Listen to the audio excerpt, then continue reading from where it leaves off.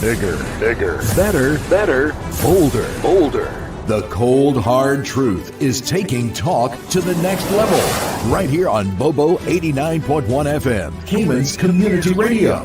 We are still spilling the tea and committed to being part of the change that Cayman so desperately needs. Join Sandy Hill weekdays from 7:30 a.m. for Premier Access, Cayman Voices, Truthful Thursdays, and much more. Cayman's #1 talk show is now bigger, better, bolder, and more than talk. Getting results with hot topics, consumer reports, court exposés, and more. I've come to set the record straight. I've come to shine the light on you. Let me introduce myself. I am the cold, hard truth. Now, from the CMR studio in Grand Cayman, live, direct, it's the cold, hard truth. Now, join the conversation on 345-936-2626. That number again is 345-936-2626.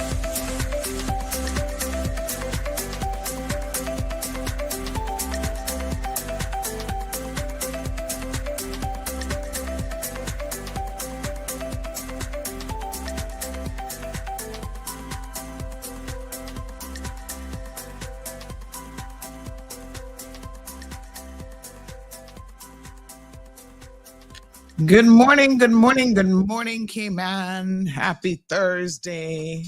It's hard to believe that it's Thursday already. Trust me.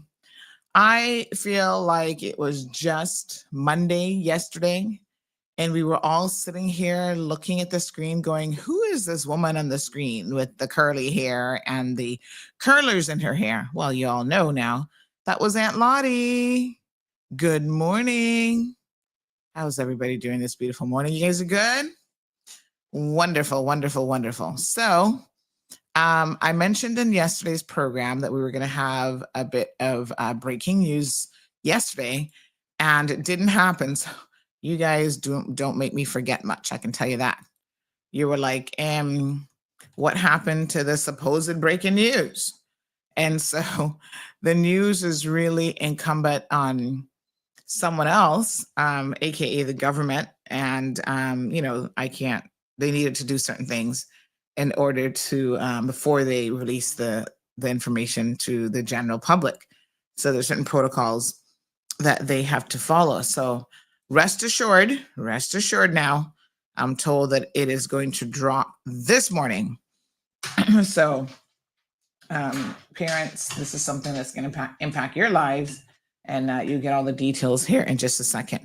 It's a limited group of individuals, but nonetheless, Caymanian parents, I know that it's challenging when you have plans and then things happen that impact you. So please stay tuned for that. We're expecting the responsible minister to come on the program this morning and have a chat with us about exactly what is going on. So I'm not going to say any more than that because when he comes on, he will fully explain everything that is happening. Okay. So again, the breaking news that I spoke about yesterday morning, it looks like this morning is when that is actually going to come to fruition. My apologies. So forgive me for getting y'all all excited yesterday. You're like, what's the news? So come. All right. So today we have a few things in the works for you. We'll probably end up spending some time doing a court segment. Now, one of the shows that's coming for CMR TV is a show called Court Matters. And I don't know if you guys saw this, but it is co-hosted by myself and Wendy Ledger from CNS. So I think that you guys are going to thoroughly enjoy that show. It's more of an educational show than anything else. Now, obviously, neither Wendy or I or myself are lawyers, but what you will get is an explanation of what we see happening in the court system and just a little bit of explanatory tidbits around that. So that is what that show is all about, Court Matters. I think you guys will actually find it very, very interesting. Now, I know that Wendy, I'm not sure if we'll progress to the point where we will talk about, for example, individual cases. So what we'll probably do is we'll probably talk around these cases in the context of elements of the case. So our first show that we have ready for you guys, for example, is just like explaining how bail works and how bail conditions work, because that is an area that is very, very confusing for the average person. The average person's like, I don't know anything about bail and I don't truly understand it. So we try to break down concepts like that. And through breaking down concepts like that, sometimes we have to actually delve into individual cases, right? And so that is where we might go, well, in this particular case, this is an example of where this principle was applied. So that's kind of how it is going to work. So that's one of the shows that I am directly involved in, and I'm actually quite excited about it, I must say. So yeah, that's going to be lots and lots of fun. What else do we have lining up for you in the show? So we do have a particular economist who might be joining us. Still working out those details, but I think we're getting that much closer to making that a reality. So fingers crossed, because we really want there to be sufficient content, I think, that's going to touch on all of our audience, and as I always say, well, not everything is everybody's cup of tea, but with CMR TV, I think you're going to find that, in fact, there's going to be such a good variety of content that indeed there will be something there for you. Some really great interviews and, talent putting together their shows. So that's where it's going to be, just like, as these young people would say, lit. Oh yes, honey child. Okay, so it's coming to come. I'm just tickled pink about how incredibly well Sabrina Turner has been doing. Big shout out to her. I don't know if you guys saw this announcement this week. Oh, let me get my links ready. My apologies. Let me do that real quick. But I don't know if you saw this announcement this week, but Miss Sabrina actually received, hold on now, let me pull it up on the screen. She received this recognition from Facebook. And the recognition is, let me tell you what they've called it. So it is, her show, Sabrina Speaks, has earned the Emerging Talent Badge on her page, which I thought was fantastic. So big shout out to Sabrina for that. At the end of the day, let me be very, very clear. What we do is not as easy as people think. So people will call and say to me, oh, stylistically, I wish you guys would do this and I wish you'd do that. And I said, well, that's all fine and dandy, honey chill. That's all fantastic. But, you guys would be surprised at the moving parts in the background that really are happening that make it possible, quite frankly, for us to do what we do. And so I don't say that to, for you guys to give us a pass and anything. I just say that by way of explaining that there's a lot that happens. There's quite a bit in terms of moving parts, quite frankly. So yes, there is a lot to it.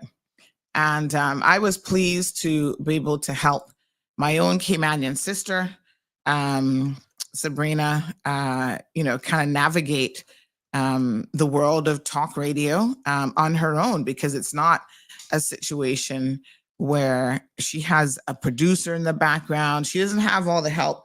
I mean, they're listen, Radio Cayman, congratulations to them that they have the staff complement that they have where they can you know, where they can have like one person fielding calls and somebody in the background, sending you information through your AirPod and all these things. Listen, it's fantastic if you can do that. Trust me, I suppose we'd all love that liberty. But here, these are sort of one woman or one man shows in the sense that if you are live, you are responsible. Now, if you have the budget, good luck to you. I suppose you could have someone do all of those things, but the reality is many of us are on very, very limited budgets. And so we have to do what we have to do. So, she's fielding phone calls. She's, dealing with the WhatsApp messages. She's doing all these different things simultaneously, still talking and engaging the public. And that requires a certain area of your brain to be firing. I've seen people come to me and they're like, oh my God, I don't know how you do this because this is so hard. And, because I've been doing it for a minute now, it's not hard for me. The brain is on autopilot and it does what it does. But I do comprehend for someone who's never done this, how challenging this would feel for them. So we've got content creators coming on board going, yeah, I want to do something similar to your show, with my specific area of expertise, but I don't know that I can handle all of the technology and all the stuff that you have going on and still sit there talking and sound coherent. So there's something to it. Yeah. But nonetheless, we push forward, and so far we've been making some absolutely amazing strides. And it comes down, quite frankly, to your commitment to being able to do it as well. And I can tell you that Sabrina has come to the table with a lot of passion and a lot of commitment. And, it's amazing. I know that, she had a lot of passion and commitment for her last job, and, things happen. So she has moved on. She's not holding on to anything. She's not a person, unlike Pastor Clark, that is holding on to any kind of 5-year-old feelings or, whatever else is going on in some people's heads and hearts, I should add as well. So yeah, she's not about that. She is really, really focused on trying to give you guys the best possible show. And so far, I think that she has actually been doing a great, phenomenal job. And in fact, as they say, the proof is in the pudding. You don't have to take it from me. That's just my opinion. And you know what I tell you guys about opinions? Opinions are a dime a dozen. Everybody has one. And so, a lot of times that's neither here nor there. But take, for example, when Facebook recognized you as an up and coming emerging talent, you got the emerging talent badge. That means that they see the connection in a real way that you are having with your audience. And so that's, folks, amazing. Phone lines 936-2626 are open. And of course, you are always welcome to participate in the conversation. Yes. So I'm just waiting to see when the minister is going to pop on. So again, congratulations there to Sabrina on that accomplishment. And it's not easy. People are like, oh, I want to become a social media this and that and influencer and blah, blah, blah. And I'm like, you do? Okay, honey child. If you say so. And I was just saying to someone this morning, we had someone who like, oh my God, this is such a great opportunity. I want to do this. And all now, not a single content, not a single video has been produced. And I said, well, this is what separates the boys from the men and the little girls on the playground from the women who are all about their business, honey Jill. So you're either ready or you're not ready. And I hold people's hands, but not, I can't hold your hand to make you do everything. So I will give you the tools. This is me now. This is the teacher in me telling you how this works. I will give you the tools. I'll sit down with you. I'll go through, a run of show and all that kind of stuff with you. But I'm not going to be sitting down every week messaging you saying, "Oh, honey, child, why don't I have any content from you yet?" No, no, no, no, no, no, no. That's what I do with my soon to be 9-year-old, because she's a child, and so she is at that age where she needs constant probing and reminding of reminders of what it is that she needs to do in the day.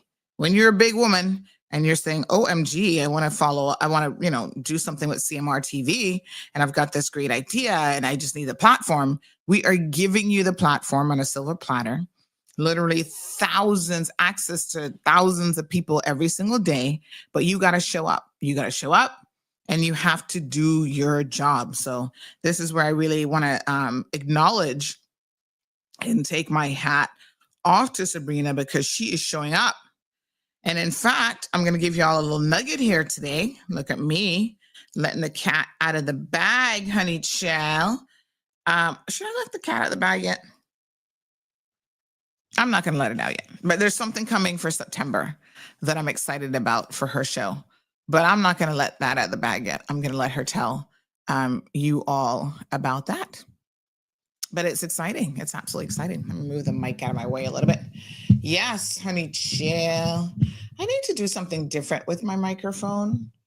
I feel like I need a new boom arm or something going on here. I'm gonna, let me see. Can I move this? This was, we had done some stuff to it, but I feel like we need to make some adjustments. Anywho, I will be telling you guys a bit more about the whole CMR journey here in a second. Totally excited. Okay, Miss Brenda, good morning to you, honey child. We got Island Pearl in the house. Says today is going to be a good day. Blessed good morning to all. Oh, so let me tell you guys the update on my knee, because yesterday I made some good progress. Big shout out to Dr. Williams, please, and thank you. Dr. Williams is there over at Regenix in West Shore Plaza. Yes, I always have to think about those two plazas, which is which. So West Shore is the pink one, the first one. And so, I had a lot of pain, I think I was telling you guys, since May. And I wanted to see if the stem cell or PRP might be an option for me. So when I was away, I was sending an email saying, "Can I please urgently come and see you guys? Because this pain not nice." So I had booked an appointment. I went in yesterday, and lo and behold, I found out something that I did not know, which is the fact that I actually have a torn meniscus. Oh, Lord. The results initially claimed that I didn't, but apparently the radiologist, might have gotten that wrong. So when I went into Dr. Williams, we had a good conversation. He did his notes and his clinical diagnosis. And, they make you get on the table and they're going to move the knee and the legs this way and that way. And I have a lot of tightness in my legs. So I need to try to arrange, I think, more regular stretching and massages and that sort of thing. But the one thing for sure that we now know is that I do have a torn meniscus. And so that explains the severe pain. And so Dr. Naranjan, with his clinical diagnosis, he suspected that I did have a torn meniscus. And he actually put that in his clinical notes. But unfortunately, on the radiology side, that wasn't picked up. And so Dr. Williams had a ultrasound machine. And so when he put the ultrasound machine on the area that I'm having the most pain, he said, "I got to tell you, honey chill." He didn't say honey chill, but he said, "You've got a torn meniscus." I was like, "Oh, really?" Now I've had one before, but apparently the meniscus it's a huge area. So where I had one before, the advice there was simply to leave it alone, because that tends to just heal itself And you don't necessarily have to do any serious intervention. However, where this particular tear is, it seems like it's a whole other situation. It's like the front part of the inner knee. So it may require surgical intervention. Keyhole surgery, as they call it. So I'll keep you guys updated on that journey. And I also, while I was there, took advantage of telling him, about my foot problems and stuff like that. Interestingly enough, cousin Maria there in Tampa was saying to me, when I was telling her about my ongoing problems with my feet, she said, have you ever had any back problems, like, herniated disc or whatever? And I was like, I'm sure there's probably lots going on there. So she said, because a lot of the patients that they see in practice actually have,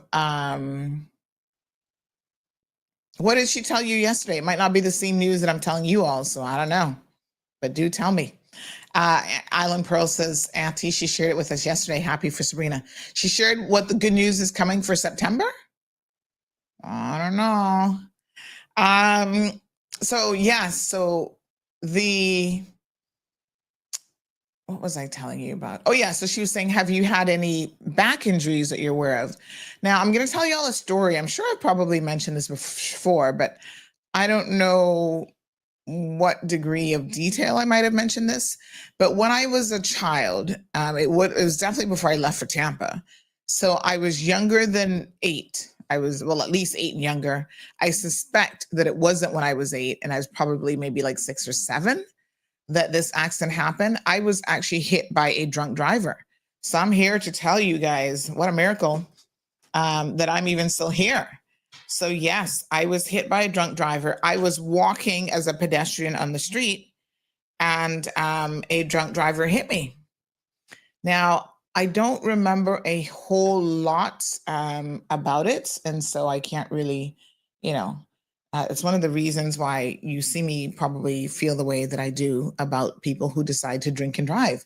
What I do know is that it was me, one of my sisters, I believe it was Carmelie. I would have to ask probably my other sister or somebody else in the family, but I believe it was her. And let me see.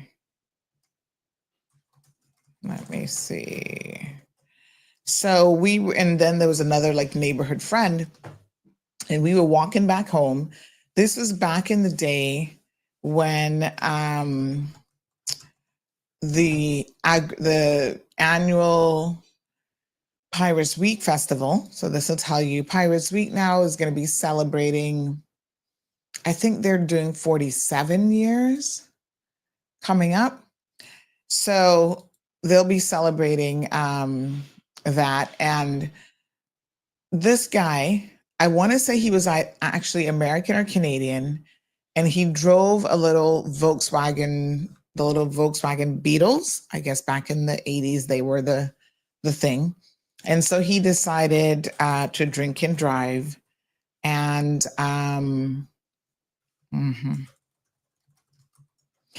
and he hit 3 little Georgetown girls walking. And apparently I received the brunt of the accident.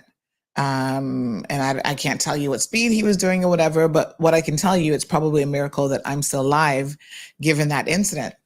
And so I broke, I think I had, and this is where now the medical records, when I came back as an adult, I was trying to get a hold of my medical records, but of course this was like a really long time ago, and they're like, we don't know what we still have in archives and blah, blah, blah. And, but from what I've been able to ascertain, I probably did break a number of vertebrae in my back.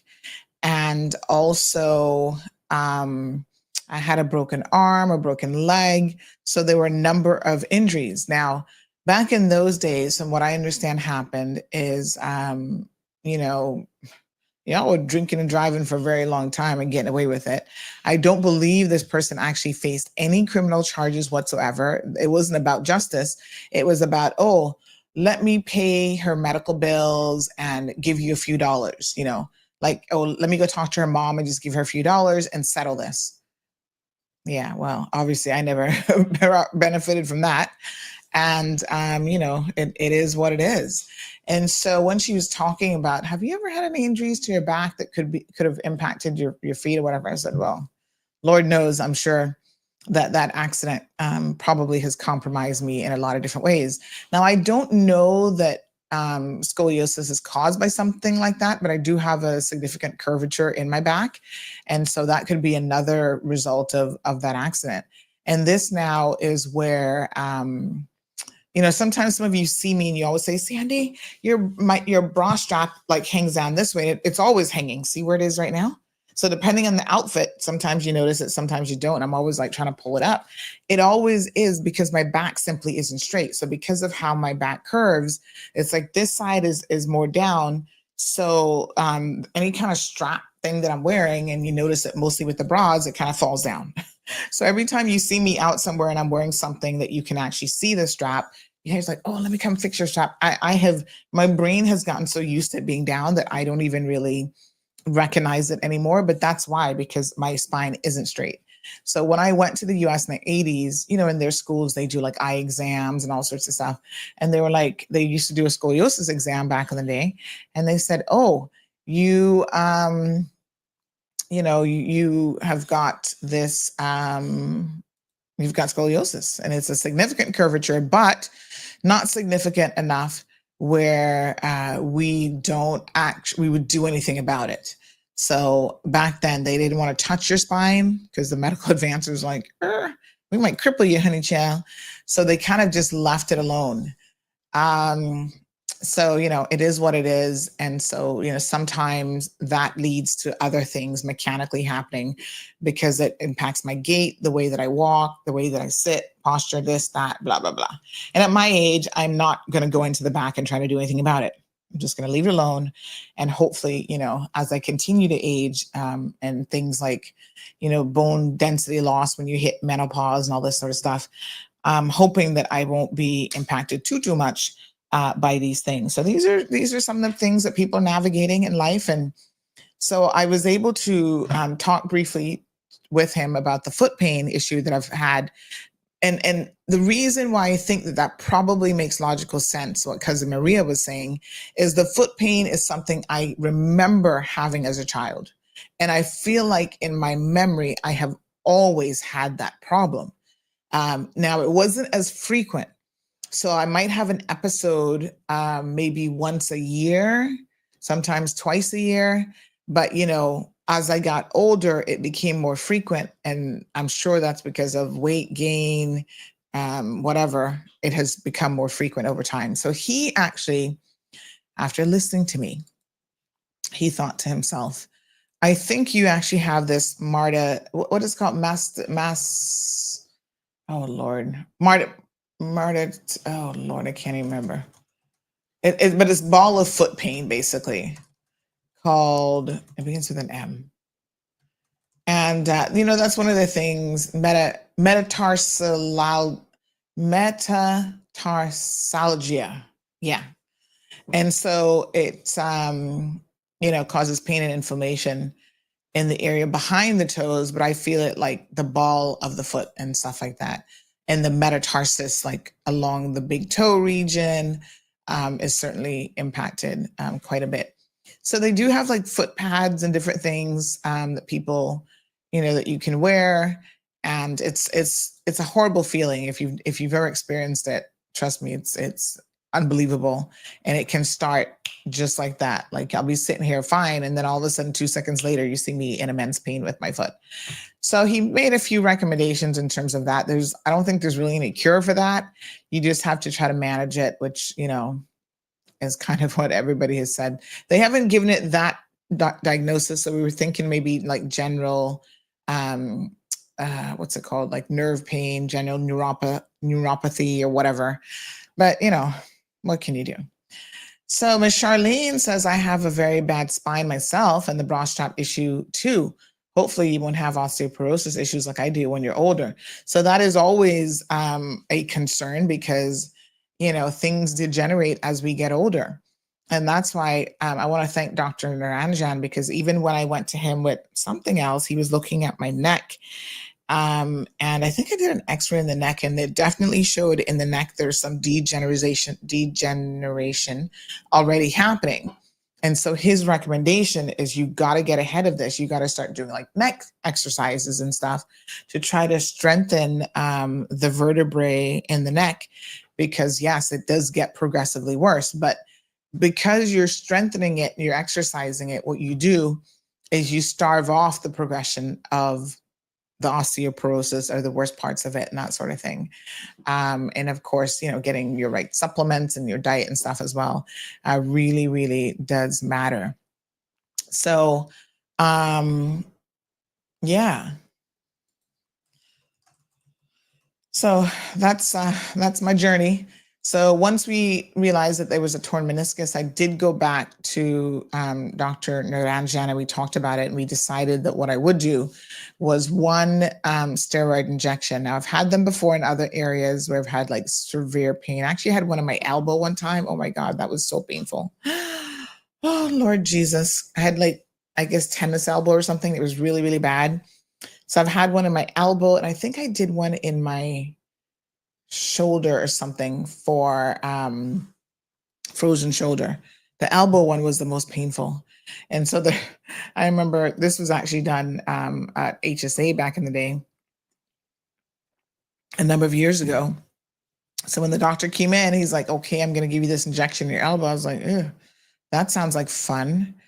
And the nurse was just kind of like, okay, just hold my hand. Child, I was more than holding her hand. I was squeezing her and leaning into her. And I was like, oh my God, that needle in my elbow is so painful. But sometimes we have to do temporary pain for long-term gain. And so the interesting thing about those steroid injections, it's very, very common for them to actually pull out the pigmentation. I don't know if it's still there, but I had a white spot like right on my elbow where it had pulled out all the pigmentation from that area where the insertion point where the needle went in.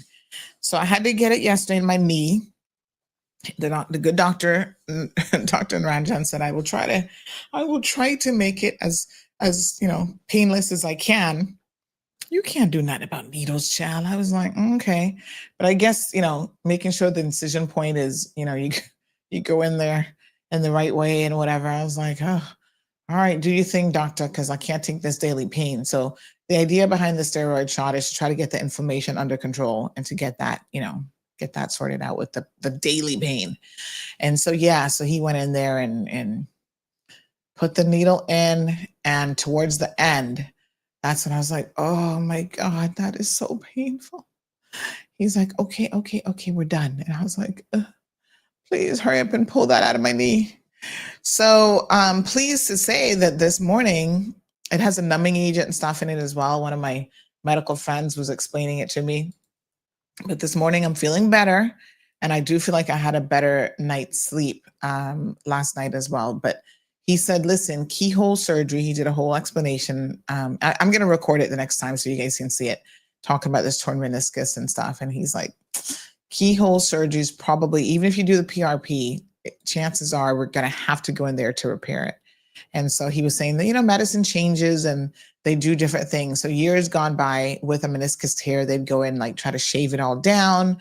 They try to not do that as much anymore, because then that leads to future issues with like arthritis and stuff, because you don't have the cushioning. So they realize that having the cushioning there is really, really critical to the support of the knee itself. And so, we have to work through this. So this is going to be now a months-long process.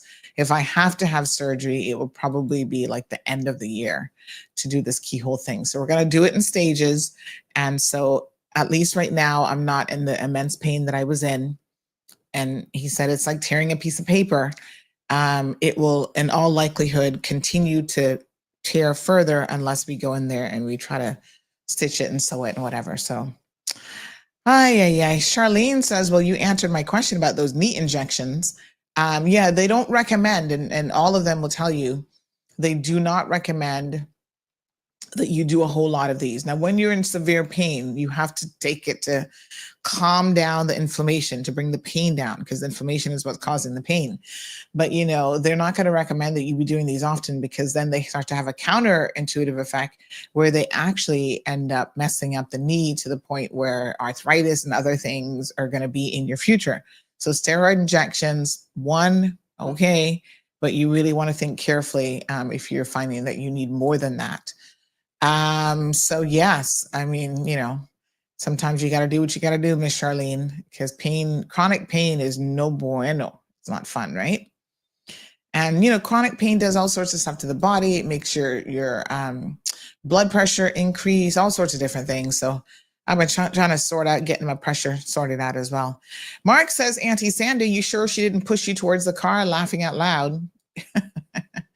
Lord Jesus, y'all are so naughty. No, I don't have any memories of the actual incident at all. And I think it actually impacted, the accident impacted my short-term memory at the time. So I don't remember a whole lot about my childhood before then. And I think it is a direct result of that accident. So I don't have any childhood memories really before more or less the age of 9. Which is weird. It is very, very strange. So I do think, again, that that's one of the unfortunate results of that accident. Maybe it's a good thing. I've always said, you know, the brain has a way of like protecting itself from trauma. And so people who are in accidents and have amnesia and stuff like that, that is just the body's way of protecting you from that incident. And I'm sure my childhood was so chaotic that it was probably a good thing anyway. Lord knows. George says, please go to Island Orthopedic and speak to Candice or Faye. I'm booked for knee replacement. Well, this isn't something, I'm not there. I'm nowhere near a knee replacement. So this is not the sort of thing at all that we're talking about. And there was a nice lady when I was leaving Health City yesterday. She saw me hobbling along and limping. She's like, oh, you know, do your natural medicine and take your this and that. You know, that's fine. I hear you. But there's no amount of natural medicine that can repair a torn meniscus. It is just what it is. Once it's torn, you know, so I'm going to, in the coming months, talk to you guys about my journey, and I will certainly let you know how the PRP treatment goes and stuff like that. I learned a lot about that in stem cell yesterday, so we'll talk about it. But yeah, this isn't knee replacement surgery. This isn't cartilage damage. This isn't arthritis. This isn't any of that. And knee replacement is meant to address very particular and you know, certain things. So we move forward. So I appreciate all of your comments and concerns. All right, I was kind of waiting on the minister, but I don't know. We're gonna have to get started in some other stuff. Okay, so let's get started on the meat and potatoes here this morning. Why you guys are really here, quite frankly. Right. So let's talk about, hold on, let me get my little picture here.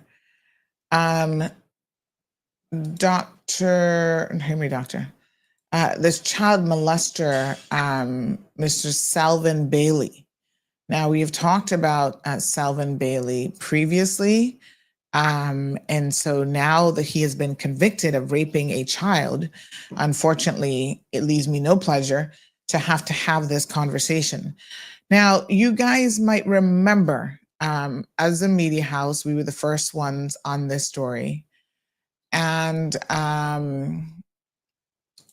it is unfortunate that I had to even, you know, I have to even talk about this. I would love to live in a world where this is not,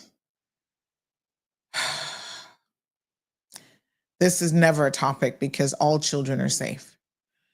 But we don't live in that world. So I'm a realist. I'm very, very aware of where we are and the monsters around us. I find it so interesting that in life, when you're kids, you hear these stories about, oh, the monster in the woods and the Hansel and Gretel and the old witches and all these kind of things. And I think that children quickly recognize that, and adults should recognize it before the children, that oftentimes the monsters around you, they're not mystical. They're not, they don't just jump out of the sky or whatever. These are people who are around you, people who are around your children. And so the unfortunate situation is oftentimes we don't see the monsters, okay, for who they are. We don't know. And so that, unfortunately, is a very, very sad indictment. And this is why parents, you have got to be hyper vigilant. That's the only way ultimately that you can protect your children, is by taking measures and putting measures in place that ensure that your children are not exposed to these monsters. Now, the sad part is, statistically speaking, when it comes to sexual child abuse, the people in your circle are the people who will have the most access to your children. And so therefore, they are the ones who are more likely to be the monsters. And this is horrible, that you can't trust your own cousins. You can't trust uncles. And I say this and I feel like we live in such a jaded world already. Like now I'm telling you, you have got to navigate this world on behalf of your children, assuming that everyone around you poses some degree of threat to your child. But if you want to keep your child free from this, yes, that's what I'm telling you. And that's the attitude as parents and aunts and uncles and everybody else who wants to protect children. That is the attitude that you have to take. Trust no one. It's hard to live in a world where you trust no one. But my position has been, and I want to make this very, very clear, my position has been that, I would rather trust no one than have anything happen to my child. Now, it's hard because we live in a world where there are people, and I find that it's mostly men. Sorry, guys. There are people who, they don't see the monsters around them. They don't see the potential for someone to be a monster. My husband is one of those people. He is such a gentle person. We have this ongoing joke with him where I'm like, he is like, he sees unicorns and fairies and all the good stuff in the world. He doesn't see the evil around him. And I don't know why that is. I don't know if he just grew up, especially not for nothing, but growing up in Jamaica, he must have grown up very, very sheltered because Granny was protecting him. All the people were there protecting him. And I guess that's why he doesn't have a clue what is really happening in the world, especially when it comes to children. He really doesn't. And it makes him uncomfortable when I have to have these conversations. I'm like, listen, and when I think about it in the broader context, I do think that men in general are a little bit oblivious to when these things happen, because I don't know. You guys are like, listen, if it's not happening to me and mine, you almost don't care about it kind of vibe. You know what I mean? And so he's like, well, I don't understand why anybody would look at a little girl or a little boy and think that they're attractive. He doesn't understand it, but he doesn't get that it's not even about attraction. It is just something that people do. And there's a sickness, and people, pedophiles and child molesters are attracted to different things, and there's different triggers for them. There's a whole world of psychology around that. And so I don't want to get too deep into that end of it. But what I do know is we need to protect our children. And we need to, especially as women, I think, who are more intuitive, and we are born with, again, I'm not trying to put men down here, but we're born with oftentimes the innate desire to want to mother and protect, and we will sense certain things. We've got like a sixth sense. We will sense certain things that men don't necessarily pick up on. And maybe some of that is also cultural, because at least one in four, of us have, and put all of us, we've got 429 plus another 10 people for Instagram listening. 1 in 4. You know how many people that is watching this show right now who've been victims of child molestation? And here's the crazy thing is, it's probably more like 1 in 3 or 1 in 2, because what a lot of people do, if it was an actual penetration or rape, they're like, no, I wasn't abused. They're not counting the unwanted touching by cousins and fondling of your private parts and stuff like that. So if you broaden the definition, it's probably 1 in 3, or maybe more like a 50-50, like 50% of the population has had some form of, sexual and unwanted touching as a child. And it's not about it being unwanted, it is unlawful, And so when we broaden that, that's a lot of people. Think about 50% of your population walking around having at least one encounter of child sexual abuse incident. That is significant. So we have got to have these conversations without reservation. And that's why I'm here. I know I make a lot of people uncomfortable when I talk about this. Heck, I make myself uncomfortable.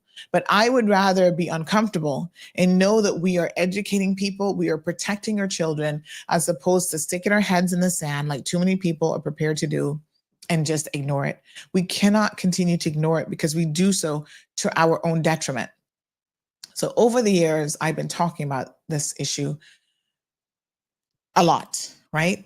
I have had friends, people in my innermost circle, who for years never said to me that they were victims. It's not something that people want to go around sharing or talking about. Most people are happy to bury the abuse deep down inside of them and hopefully never have it rear its ugly head. But as Dr. Carlos says, these things always will bubble to the top at some point or another in our lives.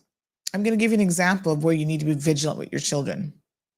One of my girlfriends said to me one day, we were talking about it, and she said, Sandy, I was a victim too. And I said, really? You look at people and you think they grew up in an idyllic environment, parents who were normal, whatever that means, and love them and whatever. And so, like I said, when I tell you to trust no one, I really do mean that. So this person explained the situation that they were put in, sitting in the back of a car, driving with their parents, and they stop at the roadside and decide to pick someone up. And that person gets in the car, a trusted family friend, good friends with the dad. And they get in the car and they start fondling the little girl in the car with their parents sitting literally, that's not even feet, that's like inches away in the front seat of a car. What kind of monsters do that? What possesses a man to get in a vehicle, and that split second, this little young lady is sitting there and you think, oh, this is the perfect time to just grab her on her breasts and feel up her breasts.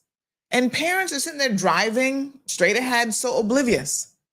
So my husband tells me I'm crazy when it comes to this topic. And so there's certain things I don't do.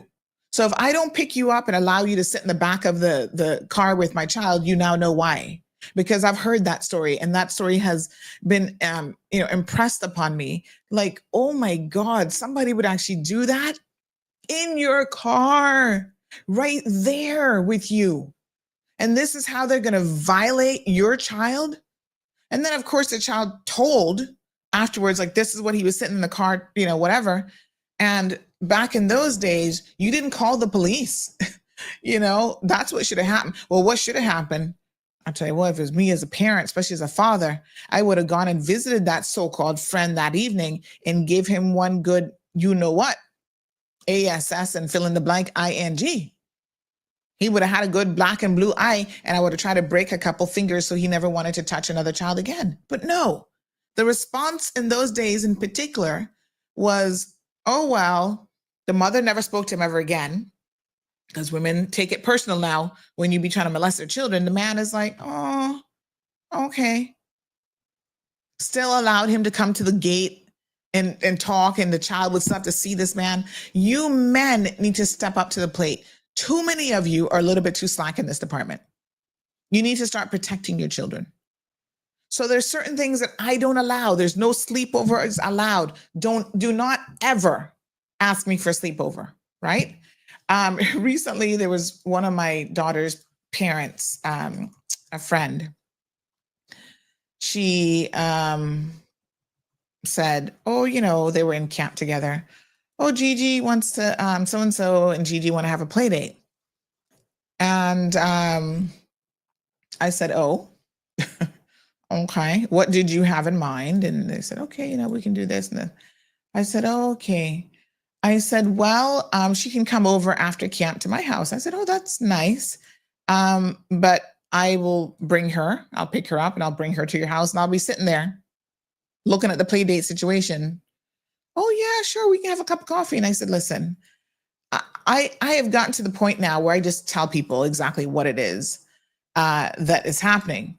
I make zero apologies. And when I say zero apologies, I do mean zero apologies. I make zero apologies if you think that I'm crazy, I'm a helicopter parent, I'm too overbearing. I don't care. Label me whatever you want to label me. The most important thing for me is for me to navigate this world where I'm going to get my child to adulthood and say that nobody had the opportunity to do anything to her, not under my watch. So if that means zero sleepovers, that means you don't go over to anybody's house without me being there. It is what it is. And I know parents are like, well, my child comes over to your house and, you know, that means that I trust you. Well, that's your choice to make. You don't have to do that. I'm not telling you that you have to do that. You can certainly make the decision to come over with your child and we can all sit here and watch them. But when your child comes over to my house, there's certain things that I don't do with your child here, right? So I'm not leaving your child in a room with my husband. Your child, if your child's going to the bathroom, my husband can't get up off the sofa at the same time and walk in the same direction. And I don't think my husband's going to do anything to anybody's child, but hello, anybody is a potential risk in my mind. I don't want nothing going down on my watch. So I am just as hyper vigilant about your child as I am about my child if your child is in my care. I remember as a maybe 10-year-old, maybe 11, going into store and we were coming from church one day and we had to stop at the gas station and the little convenience store attached to the gas station. I go in there and, I'm at the counter, I don't know, getting a little candy or whatever. My aunt is literally standing right there. And there's a guy right there making sexual comments to me. And my aunt doesn't even hear it. She doesn't understand. She doesn't know that this guy is making me uncomfortable and talking about what he wants to do to me. And when you're 10 years old, you don't even know what to do with, you're like, what the hell? You don't know what to do with that. So sometimes parents are very, very oblivious to what is happening around them. Too many reports all over the place where literally the parent is right there in Walmart and this man trying to grab and fondle your child. There was an incident some years ago, a horrific case. A 4-year-old was raped in the bathroom stall because the father, was she 4? No, she was a little bit older. I think she was about 8 or 9. So the father said, okay, you go in the bathroom stall, and I'm going to stand out here. He didn't know that there was a man in the next stall to her in the women's bathroom, right? Who claims he was all drugged up or whatever afterwards, grabbed the little child and started raping the little child in the bathroom. And she starts crying out for her father. He goes in there and the stall is locked. He can't even get in there to save his own daughter. When you heard this man tell this interview, he's like, I have failed her as a parent. So I see these stories. I listen to victims tell me stuff personally, and I am hyper vigilant, and I make zero apologies for it. I go in the bathroom stall with my daughter, right? We use the handicap, sorry, handicap people. If it's free, we use the handicap stall so we have more than my apologies, enough room. No, honey child. So one of those parents said, hey, can they have a little play date after camp today? I said, sure. I said, thanks for reaching out. I mean, I said, would I be able to come? And I said, let's just say that I'm overprotective and I'm not making any apologies for it. Crazy mom syndrome. I don't care what people want to call it. Call me crazy, call me helicopter mom, call me overprotective, call me anything you want, but I'm protecting my child. Okay? So I'll give you another example of where, again, parents can be completely oblivious to the dangers that their children are facing. There's Cayman here who says, my uncle wanted to take me out on fishing trips. And that's when uncle, because everybody's an aunt, uncle, whatever. That is when he used to molest me out on the water where I had nobody that I could call for, no help, no nothing. And to this day, this man is married to a woman who thinks and worships the ground that he walks on. I'm like, really? Mm-hmm. How disgusting is that?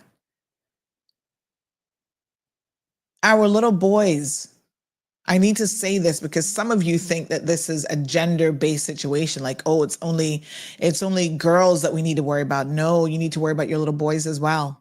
Boys are being molested, right? By helpers sometimes, over-sexualized helpers. And the sad thing is we live in a community where boys are like, oh, well, you're 9 years old. You can handle a woman. What the hell? What are y'all saying? And so that is even, less reported. Little boys feel the shame more than little girls. So they're less likely to tell anybody about it. Their sexuality is called into question forever, right? I know men who are struggling with this, and they're married, they love their wives, they have families, and they're like, Sandy, because I was molested by the school teacher, by my uncle, by the church pastor, by the deacon, whoever, I am forever a different person. And there are times that I am dysfunctional, both physically, emotionally, psychologically, because of what I endured as a child. And I was, 12, 13 years old, and I didn't know how to process this. And I didn't feel like I could tell anyone. And when they eventually told someone and something happened, the person was, dealt with, all their friends are like, what's wrong with you? You're not a real man. And I'm like, no, you're not. You were a 13-year-old child that did not deserve for this to happen to you. And so, we castigate young boys because we think that at 13, they're supposed to be a man. And if a woman approaches them sexually, they should be able to handle it. Or if a man approaches them sexually, it's like, oh, you're supposed to be able to fight him off and tell him no. There's a group of brothers in Georgetown who have a history of being very, very prolific twins, for seemingly having a, what we call this now, an affinity towards underage. One seems to be attracted to girls that were way too young, but he was also the enabler of his twin having access to little boys. And there was a picture that emerged after I came back to Cayman and I started talking about this. And a lot of them are gay men. And I do have a theory, and this is just my own thinking. I haven't really done any significant research around this, but I do notice that a lot of gay men have said to me that they were actually assaulted as children. And I think that early childhood sexual assault has some impact on their sexuality. That's just a theory that I have, an opinion, I should say, that I have myself. I haven't looked and to see if there's any research that has been done around this, but I really do feel strongly that there's something there. It's just too many of them that happen to be gay and were also victims of child sexual abuse, right? But then again, the other side of me is like, maybe that just demonstrates how many cases of this we have. So I started to hear these men, now they're adults, talk about what has happened to them at the hands of this one particular business person in Georgetown back in the day. And I'm thinking, how is it that so many Georgetown young boys have been molested by the same person? And some of y'all Georgetowners claim that you don't know nothing about this. You've never heard this story. I'm like, really? Y'all are in denial. And at one point, there was one young man, a lot of them move overseas because they can't deal with Cayman's small-mindedness around sexuality and stuff, right?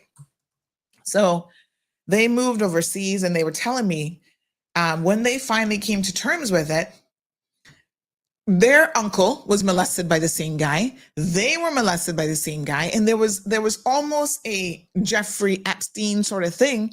They picked disadvantaged boys who came from, single parent homes, poor homes in Georgetown. These people are white Georgetowners, privileged business owners.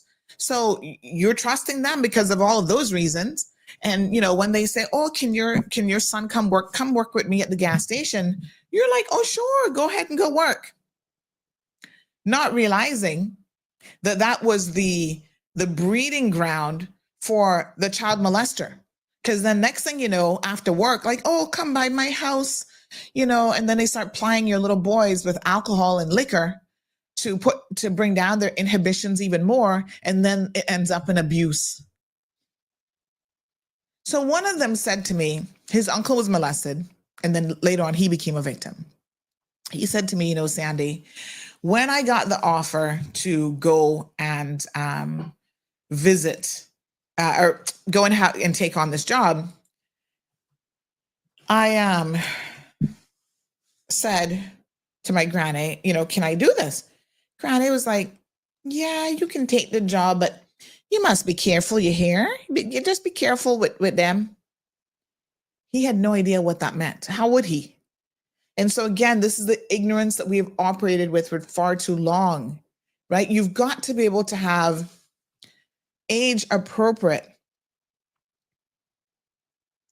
conversations with your children so that you don't send them. I mean, what right thinking parent or guardian sends a child into a situation like that and tells the child the responsibilities on them to be careful and to watch out? What can a 10, 11-year-old boy do? These people are, by then, had multiple victims, well seasoned. Obviously, some people in the community knew of their reputation, right? And all this sort of thing. How can a child protect themselves? No, that's not how this works. The way that you protect children is you don't put them in that environment to begin with. So I got to tell you, more recently, I'm talking about months now, there was, and I'm not going to call the NPO's name because I'm not trying to call the NPO into any disrepute, but there was an NPO that recognized these two brothers for, their work with this youth-based organization and gave them some kind of little plaque. Honey child, there were those of you who, you know me, and I'm not really hiding much when it comes to how I feel. So I was there videoing the event. And when this announcement was made and these two walked up to accept this award, oh, the look on my face. Somebody messaged me afterwards, girl, I saw the look on your face. I was rolling my eyes. And in fact, one minister of government came up to me afterwards and said, I saw the expression on your face when they were getting, and some people think this is political. The thing about this is why people now get confused. This isn't a political situation. I don't like them because of their politics. I like them because, in my opinion, they're child molesters. And they have too many victims who've told me similar or the same stories about them. So when they're now being rewarded by a youth-based program, y'all know how that made my stomach just churn. Whatever little chicken I just ate at that event, I was like, Really? That's what we're doing now? We're awarding people. You see, these people don't know. The Johnny come latelys have no clue. That is why, yeah, we have got to be vigilant. That is why we need a child sexual offenders registry. We have got to start convicting these people. So one person messaged me at the time, and they said, I saw the expression on your face at this event. And I said, yeah. I said, I'm glad you saw it. And anybody else who saw it, they might have been thinking it was for the wrong reason. But I said, let me make this very, very clear. I am concerned about our children first and foremost. I do not care about these adults. Now, you need to understand something that is very, very critical. Even other teenagers, the statistics are shocking when it comes to that, and the number of them that, because they have experienced abuse at a young age themselves, because they're over sexualized. Some of you allow your children to sit down and watch pornography, and you don't know what they're doing on these phones and TVs and all sorts of stuff, and they become over sexualized very, very quickly. So they will find a way to act out and to do certain things sexually, to experiment. And the easiest people for them to do that with are younger children, younger cousins and so forth, or their own peers. So people, don't trust your children with other kids. You cannot do it. The risk is too great. So you're going to let them go down in the bushes, right? And play with their cousins and stuff like that.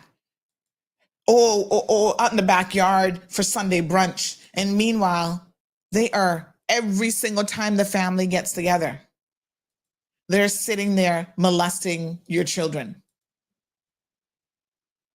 These are not things that I'm making up. These are real stories that have happened right here in the Cayman Islands.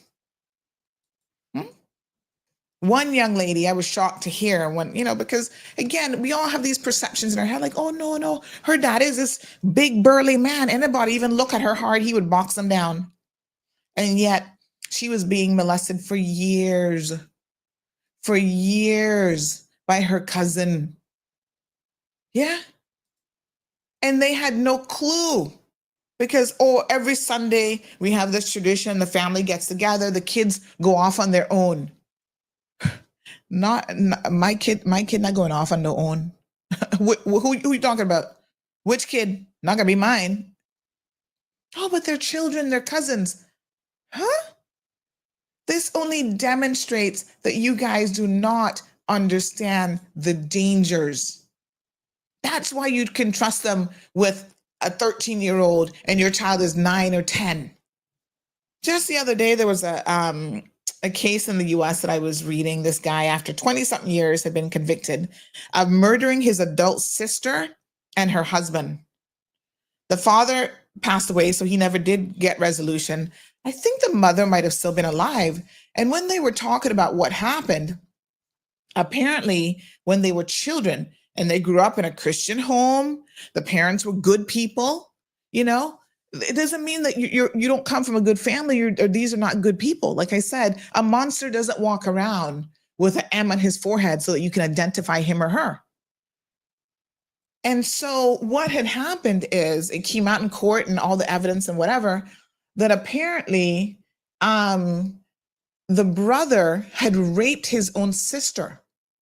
It happened at least 3 times when they were children.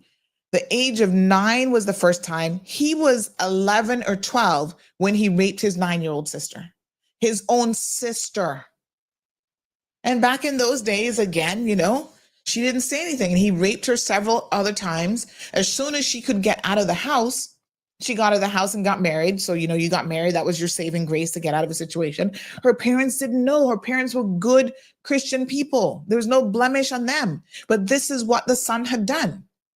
She tried to move on with her life, as best she could, but he still held in his evil little heart lust for his own sister, disgusting. And he was not happy that she had married. And by the way, at this point in life, he already had married everything as well. So one day he goes to her house because there was some incident. I think she may have told her husband, because there was, during the trial, they were saying how it came out that he was on a boat, because eventually they caught him because 20 years later, his ex-wife started to talk, people started to talk, and then like, oh, wow, a cold case. Again, the people closest to you, it was her own brother that had murdered her and his own brother-in-law. And it was all because he still had this lust for his own sister, that from these sexual rapes and incidents that happened when they were children. And so for whatever reason, one day they were on a boat now as adults, and she was married and whatever. And he starts looking at his sister in a way that the sister's husband is like, why are you looking at her like that? The sister's husband could tell that's not normal. So he went one day, took a pistol, because Americans crazy with their guns, shot her in the bedroom. The husband was in the truck, I think about to go to work or whatever, early one morning, shot the husband in the truck. He killed 2 people because basically he was a child molester and, had been doing it since he was like 12 years old. The thing about young child molesters is that the research does show that if you get to them in terms of therapy quickly, you can offer them some degree of assistance. But if you wait and they have had multiple victims, there will be no hope for them, right? So there's very little, listen, y'all like, oh, let's castrate them. Okay. Castration simply means that, physically, sometimes you're not going to be able to do something. The research has demonstrated that castration is not effective because if the person's a true pedophile, what attracts them to children, it's not often about the sex at all, right? And so they have interviewed pedophiles who've been castrated, and they will say, if they're at a beach and they see a little girl in a bathing suit, they're triggered. And they may not physically be able to assault her with their own body parts, but they will find an object to assault her with. How does castration help in that situation? It doesn't. So yes, castration can decrease a person's, sexual desires to some extent, but there are other things that trigger it that you have no idea. This guy was being interviewed, and I watched the interview, and he's talking about how a little girl walking in her leotards from like gym class or, going to ballet and dance was arousing to him. And you're like, what the hell? So yes, my daughter can't wear no 2-piece bathing suits. Sorry for you. She's got to wear a 1-piece. And I encourage her to wear the ones with like the long arms. And, this is when I wish I was a Muslim, because I would have an excuse to be like, honey, child, you can wear the pants all the way down to your ankle. But you see, people think it's so weird because even at school, the teachers are like, oh, but, she does swimming class. Oh, but why are you wearing your panties under your swimsuit? Because they're like, no, we don't do that. Not for nothing, but white people. Sorry, some of y'all don't have a clue. Telling a little 8-year-old she can't wear her panties under her swimsuit. I don't care that you can see it coming at that. I don't care about that. That's trying to offer a little layer of modesty and protection. But, I have to have these conversations with my daughter. I need to ensure that she's comfortable with her body, that she knows you don't undress in front of anybody. You don't dress in front of any male, especially not dad, not cousins, nothing. You can't spend time in a room unsupervised with other cousins and stuff. When we're in Jamaica, you can't go down on the family farm all the way in the bushes, hanging out with your cousins, talking about y'all playing hide and go seek or whatever. That's not how this works. And so, yes, I'm crazy. I will own it 1,000% as long as I can protect children. And you as parents have got to educate yourself. Stop this nonsense about sleepovers. Do you know that a lot of children sleep so deeply that there have been stories where they have been sexually molested in their sleep and they don't even know what happened to them? because there's such deep sleepers. And so this is something y'all need to be aware of as well.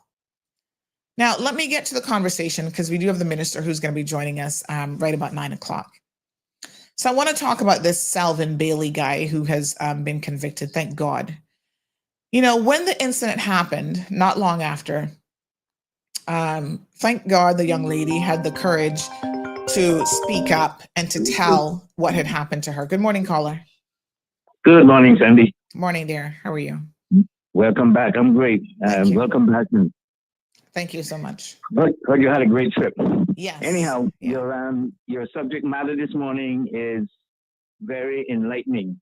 And I just want to say that this is not something that has just been happening in Cayman. No, definitely not.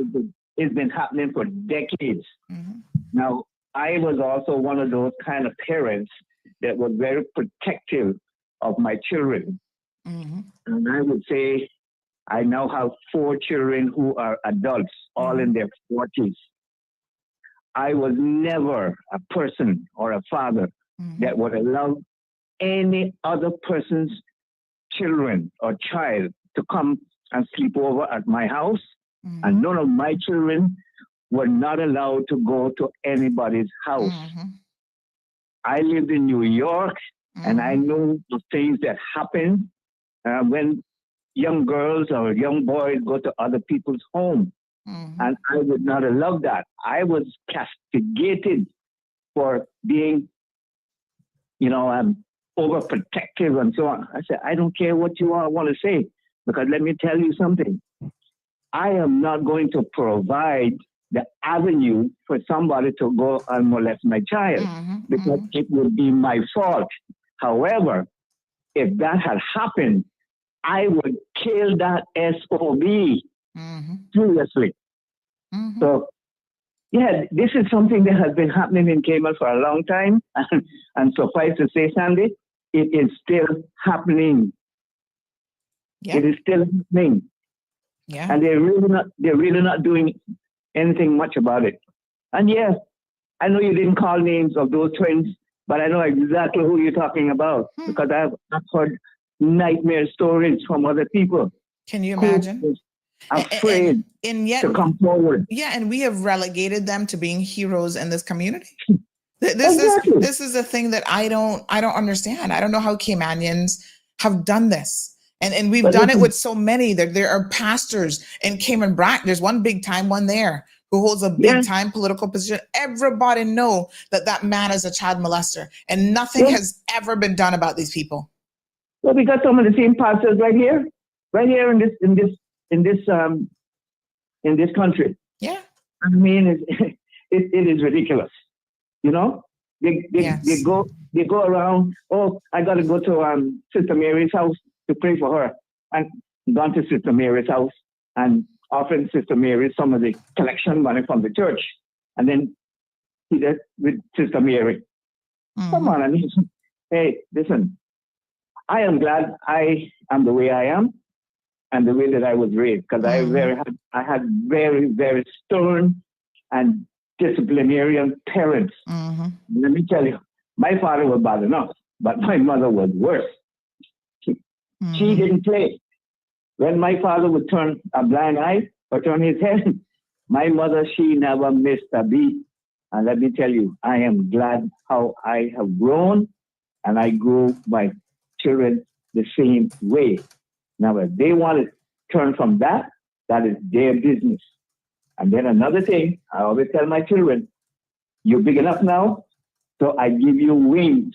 I give you the foundation, and you must build upon it.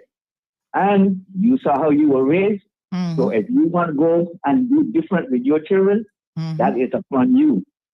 And another thing, don't bring your children to me about you're going to go and stay with grandpa for the weekend. No. I raised you, you raised your children. And that's me. Anyhow, I want to applaud you for what you're doing, Sandy. Thank you so much. I appreciate it. Okay, all right.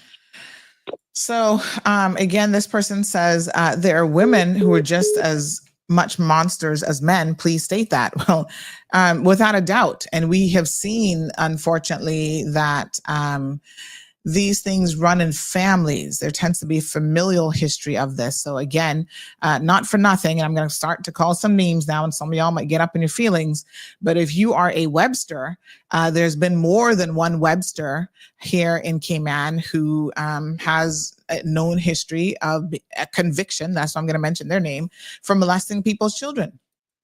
And so, when we talk about that Webster guy, I forget what his first name is now, the one with the little afro. Every time I see him, he gets up and moves, and it looks like I make him uncomfortable. And I said, good. You should be uncomfortable for the rest of your life, where you never even want to go to a grocery store, right? Because he knows I know who he is, and I know what kind of monster he is because of what he did to his own daughter. James Webster, thank you so much. He's not the only Webster family member, Trust me. Explain to me how his own sister at one point had him working in a daycare. This was over 15 years ago. And when I got on the radio at the time, I think it was Crosstalk, and called that out, all of a sudden he was no longer working there. You have a guy who has molested, convicted of molested his own very, very young daughter. And you as his sister would allow him to work around other people's children in a daycare? What is wrong with her? And trust me, there was enough stories about her and underage children in her care, underage school children as well. So yes, women can be and are monsters. Sometimes they're enablers, where they're turning a blind eye, or they're bringing the victims, just like this Jeffrey Epstein case. They're bringing the victims to the perpetrators, and they're participating at some level. And sometimes they are outright monsters. Somebody said Arrington Webster, also convicted, is his first cousin. So I've heard too many little stories about the Websters. Sorry, like I said, if you're a Webster, well, my apologies. Hopefully you're not a molester. But there's too many stories in the Webster clan about this sort of thing going on. And so what you see happening, because of the mental health impact that it has on the victims, it is not uncommon for victims to become perpetrators themselves. And this is why clusters of it in families can be easily explained. Yeah? And there are other Webster family members who've never been convicted, but everybody seems to know they like 15-year-olds and 16-year-olds and barely legal girls. You big man up in your 30s and 40s, there should be nothing about a 15-year-old child that you find remotely enticing whatsoever. Now, I can tell you something, because some of y'all toe the line. And this is where I don't really, there's no, when I find out about certain situations and people come to me for advice, I gotta give them the cold hard truth as advice. So recently there was a situation with a Cayman Airways pilot. And someone, the mother actually of the young lady reached out to me. She's barely legal. She just turned 18. And so there's accusations that this pilot fooled around with this young lady. So the pilot says to me in his wisdom, that, oh, but Sandy, she's of age. She's legal, But he wasn't exactly admitting to anything. He's like, I'm not doing anything, but if I was, I said, child, please. You think I was born this size? Do I look stupid to you? But I said, let me ask you a question now. You're talking about she's legal. You have a daughter of your own who's not much older than her. If a man in his 40s and 50s was fooling around with your daughter, married man, and he walks up to you talking about, well, technically she's legal, she's 18. How would that make? Well, I wouldn't be happy with it, but no. You would probably box him down, and knock out his lights. But because it's you doing it and you want access to fresh pum pum, you think that this is something that you can do. So when it came down to it, I said, yes, I understand that she is of age and she's going to make her mistakes. Her poor mother is doing her best to ensure that she doesn't make these types of mistakes with her life, because this man don't care about you. You can just be a notch on his bedpost. And I hate to say this, but some of these pilots, something wrong with y'all, because you've grown up in an environment where being a pilot is some kind of special position. And this is where Cayman Airways, the one thing I wish their HR department would do is have a zero fraternizing policy. Anybody caught having any kind of a sexual relationship among staff, stewardess with pilot with counter staff, anybody, they both should be fired. It should not be terminated in terms of a corporate policy whatsoever. It creates a breeding ground for these pilots in particular. You see how they love to go out there committing bigamy and all sorts of things. It creates a breeding ground for them to be doing their nonsense. And it has got to be stopped. So I said to the pilot, I said, let me be very clear with you, right? I hear you when you say she's legal, and that is legally she is. But I'm telling you, there's still something that is uncomfortable about this. The fact that you, a big man up in your 50s, 40s, whatever, would even be attracted to her raises concerns in my mind. And I had a conversation. I had the opportunity to have a conversation with the young lady as well. I said, listen, I don't know what you're suffering from, daddy syndrome, or, you didn't have a father figure in your life and whatever. And, oh, this man could come and fix your little car for you and do all this kind of stuff. I said, girl, take it from an older woman who has been there. He is using you. And that's all this is about. You are a sexual object to him. He don't care nothing about you. He's still married and he can keep his wife. He's never going to leave his wife for you. That's a pipe dream. And all you are going to do is ruin your reputation within this organization, because everybody gonna know that you are his latest little play toy. I said, you think you the first? I bet he told you that too, not true. I said, don't. And, at the end of the conversation, she thanked me. She said, Miss Sandy, I have a lot to think about. Thank you so much. These are the types of conversations we need to start having with our young ladies. Yeah? Stop the nonsense and hold the men accountable. Now, the only reason they run into me because they don't want to end up on Mall Road. Like, oh, I don't want you to put this on Mall Road. You better stop. It's not a good look. And I don't care that she just turned 18. That's not the point. There's a bigger picture here. There's a bigger message as community members that we need to be holding each other accountable with. And so I had a heart-to-heart conversation. I said, young lady, if you were my daughter, I would feel the exact same way that your mother does. Now, I get it. You think your mother's overbearing and she's so this and she's so that. I understand. But that is coming from a place of love. Your mother loves you and she does not want you to ruin your life over some male whore that happens to be a pilot. Because being a pilot don't make him nobody special. It doesn't mean he has a moral compass at all. All he knows how to do is drive a plane. But Cayman Airways needs to put that policy in place forthwith. This person says, Sandy, you're not crazy. I wish more mothers were like you. I was raped when I was a young child. I'm so sorry for that. In Cayman by a trusted family friend. To this day, Ivory liquid dishwashing liquid still triggers me. I'm sure you can figure out why. Oh my God. Wow. I'm sorry. I'm so sorry. That's horrible. Let's talk about Selyvn Bailey. This man is a rapist. Now he's been convicted. I did a show on him before. Now, when his trial started, the court, rightfully so, that's fine, put an order in place where there could be no reference made about the original podcast. I was in court when they made the order. And of course, they know better than to ask me to take it down because that ain't happening. But they said, don't play it or reshare it or whatever. Don't talk about it on the talk show anywhere close to the sentencing, the trial, right? Because they need to give him a fair trial. But if you guys go back and you listen to the initial podcast where we talked about what was alleged at the time that he had done to his wife's niece, the family members had reached out from Jamaica, Canada, all over the world. And they said, listen, we understand that you are the go-to person as it relates to this sort of thing. And so we need to have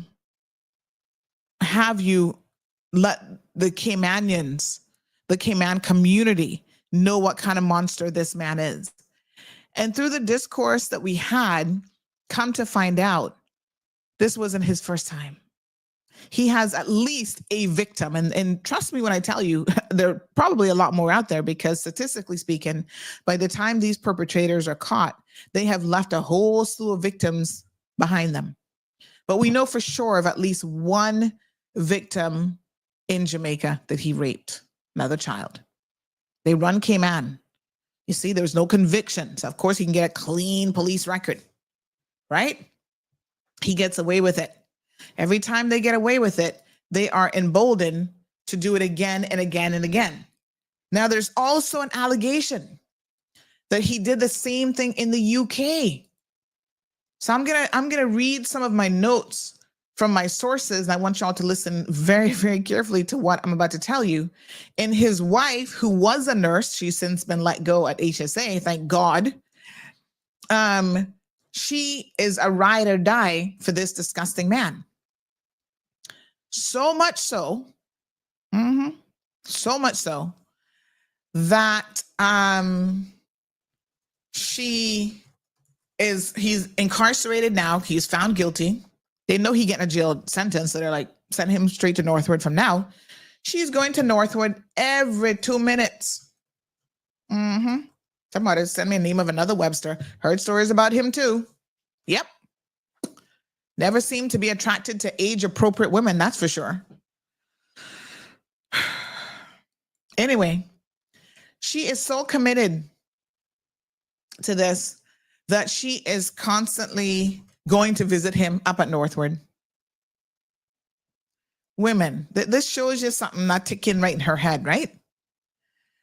So here are some notes on this situation that I need you guys to listen to as a takeaway. And then I see the ministers ready to come on. So just give me a few minutes to wrap up. So here's what we know. He's been found guilty. The young child who had come to visit, the aunt now promising, oh, we're going to be able to offer her a better life and she can come here and go to school and maybe we could even eventually adopt her. These are all the things that they use to convince parents to let their children travel and live abroad with these monsters, right? Now, I'm sure if this child's parents knew that their cousin, husband, already had done this to a child in Jamaica, they ran from the UK because of similar allegations there, they would have never sent that child to come to Cayman to be assaulted by him. Now, let me tell you what a wife name is again. Remind me of the wife's name, somebody, quickly, because I can't remember her name now. But you know what kind of person she is? She works at HSA as a nurse, and this is where I believe somebody like her actually needs to be in jail. Right? When she finds out what happened, of course, she's like, no. Their defense was, oh, the little girl had a boyfriend already, and her and the boyfriend made up the story against this guy. Bold-faced liars. But let me tell you and show you and demonstrate what a guilty conscience would do, right? Do you know what, as an HSA employee, what she actually did? She gave this child the morning after pill when she found out what her husband did. And she worked at the Health Services Authority as a pharmacist. She should be in jail right along with him. You can imagine? So they left the UK under allegations of him doing the exact same thing. And she go around telling people, apparently he was even arrested in the UK. And of course, this now begs to question, how did he get a job here working in education as a teacher's assistant or whatever the hell he was supposed to be around her own children? You didn't check arrest records? So apparently he got arrested for it. And she going around telling people, but oh no, it was a bunch of lies. People made it up on him. How many times people can make up the same lie on your spouse? That he's a child molester and a child rapist before you got to go, I don't think nobody lying on him. She would take him around to HSA clinic, the Bodden Town clinic, and he was hanging out there. Take him to work at the Georgetown Hospital where he was making people uncomfortable. Grown adult women, you can imagine how he would have been making little children feel. So when the incident happened, of course, they took the child from her, and the child stayed with another family member here in Cayman. And, she's concocting this story about, they trying to make us look bad, this, that, and the next thing. This woman in her own right, the wife, now help me remember her name. She is a very sick individual. Very, very sick. Now, here's something that you guys are going to find shocking when I tell you this bit. Rosemary. Yes, Rosemary, his last name is Bailey. She's still going around telling people, even after his conviction, that apparently he did nothing wrong. This is a concoction, this, that, and the next thing, blah, blah, blah. One pile of cockamamie stories. But let me demonstrate, for the purposes of what we're doing here today, which is exposing the cold hard truth, how you have got to be so careful of the women involved, because you saw the image attached to today's show. Hold on. This is not the right one. Hold on. You see this here? This is this woman, Rosemary Bailey, having a recommitment service with her so-called husband, Selyvn Bailey, after he had been charged with raping her own underage family member. Now you tell me, hello, something not ticking right in her head, not at all. So people messaging me about, she's taking it really hard. She should take it hard. She should take it hard because she was at the very minimum an enabler into his bad behavior. Talking about she a pharmacist. I'm glad the HSA got rid of her. This is for God knows I can't be the best that they can do. So yes, honey child, she went out there and had a recommitment ceremony to a child molester. Who does that? Who does that? And if they're big and bold, I'll show y'all the link. They are big and bold on YouTube at the Bordentown Seventh-day Adventist Church. Shame on them. They should not even allow this man to step in church, talking about recommitment ceremony. You know, the man done arrested for raping a 12, 13-year-old child. And you gonna make them come up in church, somebody recommitting to their marriage? What are you recommitting for? You recommitting to a child molester? You need to have some psychotherapist check you out and see what the hell is wrong with you. Because nobody in their right mind does that. Talking about Selyvn and Rosemary, 25 years of marital bliss. Well, of course you can have 25 years of marital bliss, Rosemary, because your husband has been out here molesting other people's children. And you, for whatever reason, have been turning a blind eye to the situation. And in fact, enabling him. Why did you give that child? And I need the DPP's office and the police to step up now in terms of their investigation. Why did you give that child the morning after pill after she tells you what your husband did to her? You should never be able to get a pharmacist license or anything of the sort in the Cayman Islands ever again. Now, for them to stand up in a church, I'm going to pull this out so y'all can see the hot mess that is happening in our own little country, and so many people are completely oblivious to it, right?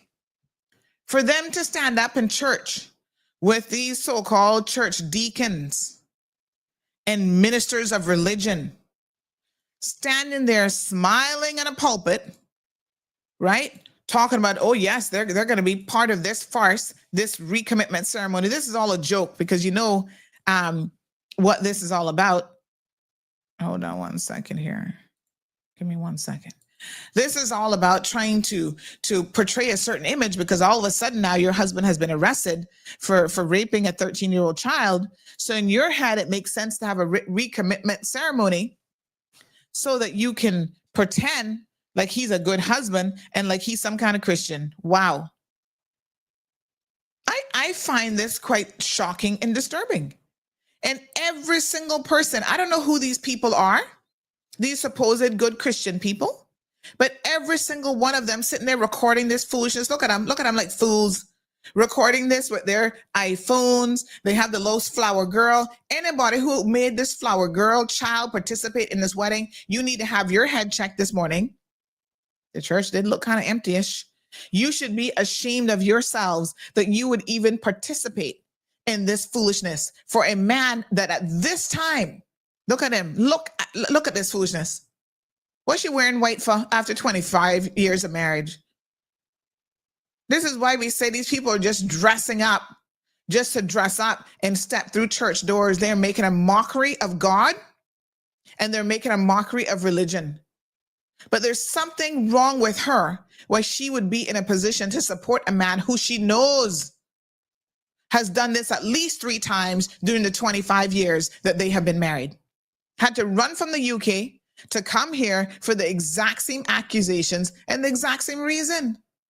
And you church people that sit there smiling, taking pictures and supporting this kind of nonsense. You have got to explain to me, churches, how you all can open your doors to this foolishness, because I simply do not comprehend it. A whole ceremony at the Bordentown Seventh-day Adventist Church. Now, you know, after today, they got to run quick time and try and take the video down. Don't bother, because I've already grabbed the whole video. And there she is. There's Miss Rosemary, who this week still walking around. The husband has been found guilty.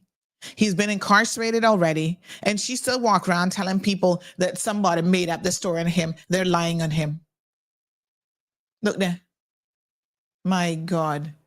They have no shame whatsoever.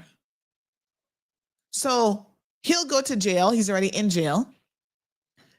Let him serve his time. I hope he gets a really good sentence. Then he needs to be deported back to Jamaica. She should be deported along with him, because as far as I'm concerned, again, her actions after the fact should at least had her charged with an accessory after the crime, but nobody has done that. The DPP's office, not worried about that. I apologize. The police, not worried about it. They're not looking into it. That is a direct abuse, in my personal opinion, of her pharmacy license. So the medical board who licensed these so-called nurses and pharmacists, they need to ask, why was she giving this child the morning after pill? This came out in evidence. She should never be able to work in Cayman again. I understand, because of course they already got Cayman status, huh? Oh yeah. She's out here now trying to open up her own facility. Nobody in their right mind, if she does open one, if they do give her the license, no one in their right mind should visit that facility. This person said, after the rape happened, the child was taken in by somebody else, and Rose is such a bastard that she made her take the morning after pill. You can imagine. Folks, we need stronger laws around the protection of our children. My understanding is that she was let go from HSA because, again, too many of them pharmacists were giving away drugs. Her husband would go there at night to the Bordentown pharmacy and leave with bags of what should be HSA inventory. This is the foolishness that is happening in our organizations, and we need a proper cleanup. He's a disgusting child rapist, pedophile. He's done it one too many times. She's delusional, should have been charged. She even went as far as washing the child's underwear. If this is not the definition, folks, of someone enabling, and I mean criminally enabling after the fact, then I don't know what is. What are you washing the child's underwear for? And then you can go to court with this lie about no, this is a made up story. So they were all good. They were getting ready to apply for residency when he got arrested. Well, thank God, because I hope government can double check now that they didn't accidentally give it to him or her. So her position is she's been married to him for so long that she's not gonna leave him. Wow. Y'all have some low self-esteem and some other issues. So I'm glad that justice, some degree of justice, has been served to the young lady who is the victim in this case. I'm very, very sorry about, what happened. to you in the hands of people who should have protected you, who should have never taken advantage of your innocence. We're going to switch gears here now and speak with the minister. But let me say this, do not leave, because we have a whole commentary that has been sent through on Pastor Clark. Remember him? He called in on Tuesday and had the audacity to try and threaten me about he was going to have the station shut down if his name was called. Well, yeah, you had a reason to be concerned. Now we know why. So I'm going to share that with you. So our radio listeners, we're going to give the minister time so that you all can hear him. But please don't leave, because I've got other comments coming in, and there's some stuff here now that we have to share about Pastor Clark again. And I hear from him since, and I don't know who he planning on shutting down, but Pastor Clark, you better get on bended knees and start praying to the good Lord, because it is a shame what you pastors are doing and what you have been permitted to get away with in this country. And I, for one, I'm going to say no more. You come here and you get the benefit of being a pastor in this country. You get put on a pedestal because you're a pastor. You get status, you get free housing, you're driving up and down in BMW and Mercedes all day, and you want fancy car, this and that, and you're not even doing the right thing. The Tourism Attraction Board, I'm coming for you next. I'm just gathering my evidence. So give me until next week, and I will be exposing that entire board and that organization. There's too much fraternizing and these people sleeping with each other and people getting permissions and promotions because of who they're sleeping with in government, and it has to stop. They're not getting it at any real merit, because who you're sleeping with, what you can do in the bedroom has nothing to do with what you can do on the job. And I was shocked during the Pastor Clark show on Tuesday to learn of what's happening and what has been happening over the Tourism Attraction Board. So I'm doing my deep research on that, and I'm coming back to you all with the facts. So next week, I hope the tourism minister is paying attention, because that expose is coming. All right, let's switch gears. My God, I'm so sorry, minister. I'm bringing you in on the heels of hotness, but that means you got over 600 people watching you, if nothing else. Good morning, Sandra. Morning. Are you hearing me? I can hear you just fine. And I do believe this might be, have you been on since you got elected? Because you've been so busy, I can't even remember. This is your first time? Just once briefly. Okay. Just once briefly. All right. Well, listen here now. You know you got to be a regular feature on the show, because we education needs to be fixed. We know you're busy, but you got to let us know what's going on, because God knows you got your hands full. But morning, minister. How are you? Morning. Well, Sandra, sometimes prayer in the morning can help you, because the news that I'm coming with on the heels of everything you're discussing can make mine sound like, child's play. And I mean that in the most serious way. Sandra, I'm sure you and the other media houses have now received the press release that the minister has issued.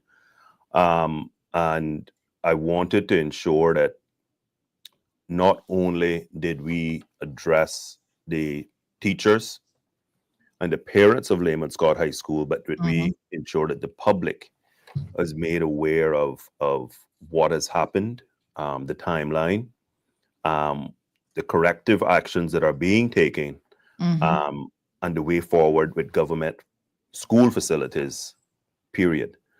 So Sandra, during a briefing update on the new Cayman Bragg High School project, it was mentioned in passing by one of the persons in attendance, one of the project team members, was that there was suspicion of asbestos at the Layman Scott High School. So I immediately called for an investigation to find out whether this was fact or not. The Department of Education Services and the Department of Environmental Health immediately commenced the work. We brought in an expert company, CIH Environmental Solutions, Inc., out of Miami. They are air treatment, but in particular asbestos experts. They're the same entity that was used on the George Hicks situation last year. And so after the testing, and it was revealed that there is asbestos found in one tile in a single class. So actually wasn't in a classroom. It was in a data room, I think it was. And then there was asbestos found in the felt in an old roof. Now, what do I mean by that? The school had an old sloped roof. And as has been the case in Cayman and other places, a lot of times when you're replacing those roofs, a lot of times you don't go through the trouble or expense of taking it off. You simply put a hip roof over it. And so a hip roof was put over that old roof. Now, given the fact that the asbestos was found, we then had to go to stage 2, which was to test the air quality to see if anything was airborne. And I'm happy to report that none of the asbestos was airborne. It is the type of asbestos that it sits in place. Now, just to give background and context to this, because a lot of people, as soon as we hear asbestos, we get very, very nervous.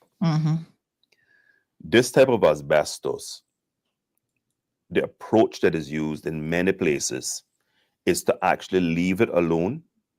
And then during your normal maintenance program, as you develop and do additional work on your facilities, you remove it. That is a calculated risk, is how I would describe it. And so I'm not going to, this is not about me bashing anyone who may or may not have known about this or suspected this. That is an approach. And when I was given the options by the team and the ministry and the department, that was one of the options. One of the options was to do nothing, given the fact that we're going to be moving out of that facility, and there is a new school project that I inherited that's under construction. I take a very conservative view with these things. And so my approach is very simple. I told the team, we have to take the most aggressive approach, which is to remove all of the asbestos on site. And then, of course, at the end of that, we then retest and ensure that the air quality still is asbestos free. Yesterday, we met via Zoom with approximately 30 of the education staff to update them. Last evening, we had a Zoom meeting, and I'm happy to say that 80 BRAC parents and caregivers were on that Zoom call, and we explained the entire situation, ensured that they knew before the press release and my video statement came out this morning of what was going on. The one issue that is of concern is the fact that once we start the remediation, no one will be allowed on site. And so that means we're going to have a hybrid delivery of education to begin the school year. We're hoping to get started next week with the remediation, and we're estimating it's going to take 6 weeks. That would mean approximately 2 to 3 weeks of instruction will be on a hybrid model. We're still developing all of the details, but I can say this much. When it came to the George Hicks situation, we used the Family Life Center and we put up dividers. It wasn't ideal, but educators and students all reported that it worked. The good thing about this happening at the beginning of the school year is, Sandra, you can think back on your days in school. When you first get back to school, the real hardcore teaching and learning typically kicks in around 3 to 4 weeks into the school year. You're doing a lot of catch-up revision. You teachers are typically catching you up because there is that summer learning gap that happens with all students naturally. And so you're catching children up to then get on with the curriculum. And so I'm also happy to report that given discussions with the educators, there'll be no, for those students who are either in year 1 or 2 of their examination years, there wouldn't be any net new material from the O-level syllabus being instructed during that time. And so we explained all that to parents to ensure that they understood that none of our children are going to be materially disadvantaged because of this situation. But parents were very appreciative that we're taking a very aggressive approach in this matter, taking it seriously, and we're not taking any chances. So why did I choose to do nothing? I mean, why didn't I choose to do nothing approach? Well, 2 key risks come along with that. If you have things like minor tremors or hurricanes, that is when undisturbed asbestos can then get into the air. We know lately with much more modern detection and reporting systems via apps, etc. All of the times when we were kids, we always thought Cayman had a little tremor, but nobody really knew. These days, we feel every one of those, and we do feel the tremors from time to time. And so with one sitting in tile, for example, I just took the decision that there's no way I was willing to take that risk. We're in the middle of hurricane season. And again, if that roof, if that hip roof gets blown off, and then the flat roof that contains the asbestos material then gets impacted, there you go, asbestos would get released. And so given that those risks, I made the decision that we had to move and move swiftly. Yes, it's happened during the summer. It's not ideal, but the safety of our students and our educators is paramount, is of paramount importance. And so I believe that this is the only logical approach that should have been taken. And as I said, the meetings yesterday went extremely well. Parents were very appreciative. Teachers were very appreciative of me being forthright. I was joined by my colleague, Minister Nicholas DaCosta, in those meetings. And they were very appreciative of the government being transparent, forthright, and taking immediate action as it relates to these matters. So let me just ask you a question, Minister, which, I mean, a lot of these older buildings, obviously, it's not really all that surprising that to hear that they have, asbestos in them. Even, the other day, it was so interesting because the other day I was looking at the old government building, which is still standing. And I thought to myself, I wonder what future governments will do with this property, because the building itself is probably never going to be usable ever again. Right. It's one of those things where you're going to have to knock it down. And a lot of people are like, oh, but it's an architectural this and that. Well, it might be an architecturally interesting building, but it's also an unsafe building for human habitation. And so oftentimes there's no way to retrofit the very, very old buildings. You're looking at trying to contain it, take the material out completely, take the building down, and you either put up a parking garage or leave it open for just open green space or whatever. But at what point was it discovered that there could be, right? So obviously your team undertook to have a definitive answer to this, but at what point did the Ministry of Education or even the department suspect that there was some potential risk there at this school in Cayman Brac? So, Sandra, I don't have written documentation to prove that definitively. Here's what I can say to you. When we were having the presentation and the passing comment was made at my very next meeting of caucus and cabinet, and this would have been in late June, I made mention of what had been reported and the actions that we were taking, which was to immediately commission the study to determine whether this was factual or not. And both my colleague ministers, J. Ebanks and the Honorable Isaac Rankin, confirmed to me that they were not surprised because a similar statement had been made in a previous caucus that they were part of. Now, that does not mean that it was known. As I said, the comment was that it was suspected. That is as far back as I know, and that's all I can say on that matter. And that's a third party confirmation, but I have no reason to disbelieve what they said. I was surprised, but when the report came, and then I understood that a lot of lessons had been learned on the George Hicks experience, which is that, look, there are these other options that are used in buildings in Florida all the time, is what I'm told, right?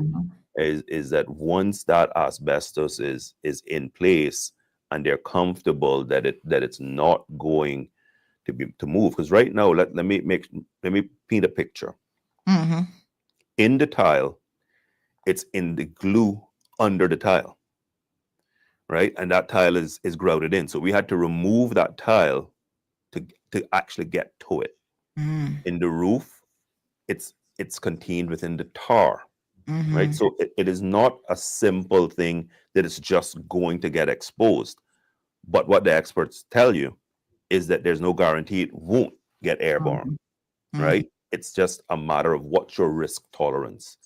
I'm a very conservative person, especially when it comes to health and safety. And health and safety of our students and teachers are of paramount importance. And so I take a very aggressive approach when it comes to stuff like this, because yes, I could have easily did nothing. And then there was this, let's use an example, 1 in a million chance that something might have happened. But then how would I explain to those who get impacted that I took that 1 in a million chance and the 1 in a million chance came to fruition? And so I can't give you a definitive answer because I don't have anything in writing to say that. But what I can say is there was mention that it was suspected. And that suspicion, as I understand it, was based on a number of factors. One was there was similar tile at Lehman Scott as was at George Hicks. And secondly, the knowledge of this roof and that asbestos is contained in the felt and tar combination that we use on many roofs in Cayman. And that's the other thing, Sandra, when the work gets started, if you have an interest in this area, the gentleman that is going to be in charge of running the project is an expert in this area. And I think a lot of it, and he was on both calls yesterday, by the way. His knowledge and experience in telling and being able to say to me, look, trust me, there's a lot of homes that were impacted during Ivan. That the fact is, some of it is a blessing in disguise, in the sense that some of those roofs that were lost did have similar types of felt tar combinations. And the natural thing that happens over time is that the asbestos it sits there, right? But it sits in place. And typically don't impact people unless it's disturbed. It's so interesting what you say about Ivan, though, because I don't think anybody was handling that material with any particular, degree of sensitivity, thinking that it could be asbestos, and that was all over the ground. The environment might have been seeping into God knows what, and airborne and the whole 9 yards. But that's where they say what you don't know. The saying is what you don't know won't harm you, but I always say what you don't know can definitely kill you. Absolutely. So Sandra, when we think about the mosquito program that we had for decades, and the fact that we used very unsafe material for decades, when we think of our building systems and how knowledge now and discovering now of what those products contained, and we look at the study that was done when I was in the House in my first iteration of being an elected member, and we did that landmark study under the leadership of the then Minister of Health, Mr. Gilbert McLean, and when it showed Cayman's cancer rates, and it just became very obvious that we were missing pieces of what was causing this. that it definitively couldn't just be that we just have this high genetic disposition across thousands of people. And so I'm not trying to be an alarmist. I just think that I think what both of us are saying is things that is just becoming much more obvious to us now as a community. Right. Wow. But as I said, it's a very serious matter. I've treated it with the seriousness that it deserves. I think we're in a good position. In fact, I'm confident. I know we're in a good position. And once the remediation work is done, we're going to have a safe facility. Now, one of the things that we are doing is we've stepped up our game on our surveillance across other facilities in education. I've obviously shared this information with colleague ministers who have facilities within their ministries. And so government is taking a much more aggressive approach across all of our facilities to get a more rigorous program and being very consistent on testing air quality. We've done it consistently in education now for quite a while, of having at a minimum quarterly air quality tests. But I can say that may not be the case, have been the case consistently as it should have been across all of government. And so that is something that we're now very focused on, is ensuring that we're doing this. I had to smile when you were mentioning the glass house. And so I was one of the few ministers in the 2009-13 government who never sat a day in office in the glass house. When we won the 2009 elections, the Minister of Education had been moved to the old Royal Bank building. And so I only came to the glass house for cabinet meetings. The governor's office had been moved out at the time, and a number of other agencies had moved out because, again, there had been those tests done and concerns over air quality in that building.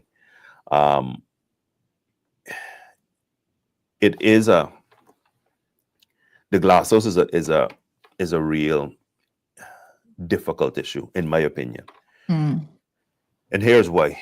Sandra, for decades, we tore down every historic building in Georgetown.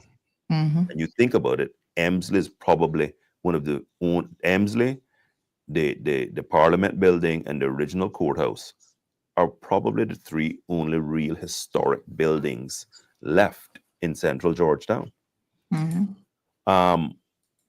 New York City and many other cities have taken great pains to allocate very, very valuable land. Central Park, as you would know, one of the most valuable pieces of real estate on the planet. But the city took a decision to leave it as a green space in what is now the world's financial capital. We have to make a decision. I have to admit that leaving it in the condition that it's in, without a plan. And so it is yet another competing priority for capital works. And we know there are many competing priorities. But I agree that we do need to sort of come to some decision and see if there's some way, if we're going to keep the building as is, to simply have it as a shell and say that, look, it's going to be a green space and it's going to remain in place as a historic site, and name it a historic site, as the first modern administrative building that we had in Cayman's history. So we have to make that decision. Yeah. And of course, the danger is if you leave it as is, and heaven forbid we get another Hurricane Ivan that survived Ivan the first time. But if we get another storm where it doesn't survive, you have the potential risk of that material then being out there. So no. So if we made that decision, we would definitively have to remediate the building. Yeah, right? We would have to remediate the building and just leave the shell and secured engineer wise and make it as safe as possible. I mean, I'm no engineer, but sort of those would have to be the steps we'd have to take. But being my age and thinking of what Georgetown looked like and having to describe it to my children, I think it would be a shame. And you can hear where I'm leaning on this. And that's I'm just one voice, right? One voice of all of us as Caymanians, because it is collectively our glass house, right? I lean toward keeping it. because we have just torn down too many historic buildings in our and we just have so little left of what got us to this modern Cayman.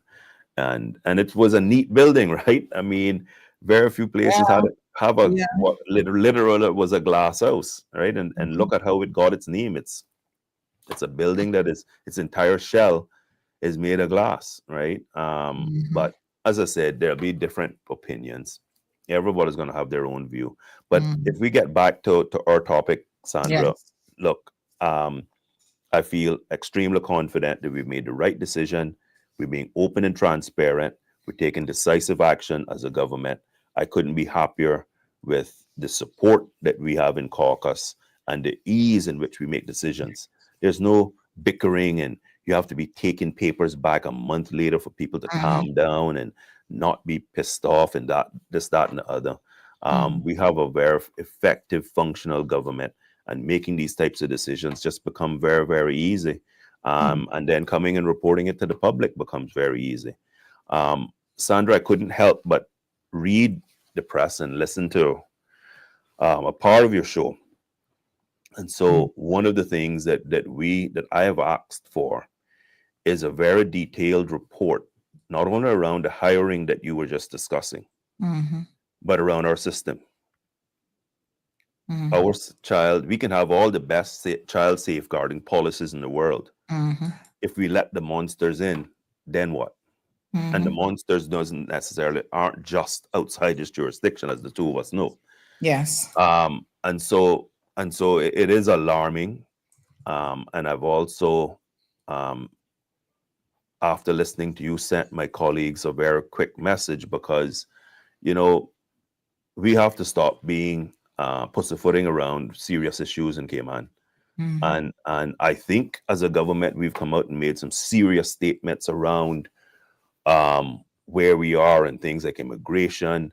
We got some other exciting bills that haven't been gazetted yet, but they're going to be in our 100-day report. So I won't speak to those. We're going to have a very robust report because we've done a lot of work. But when these sorts of cases come up, the public does rightfully look on and say, what's going to happen when you grant an immigration status, and I don't mean Caymanian status, whether it's permanent residency, and employment rights certificate, and leading right up to Caymanian status.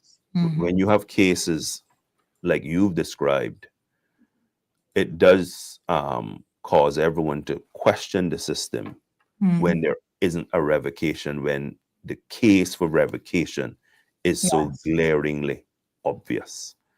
And so I sent a message to my colleagues saying, look, we have to look at this case very carefully and see exactly what the legal position is all around. There's no doubt about deportation after he leaves northward. That is a given. Right. Absolutely.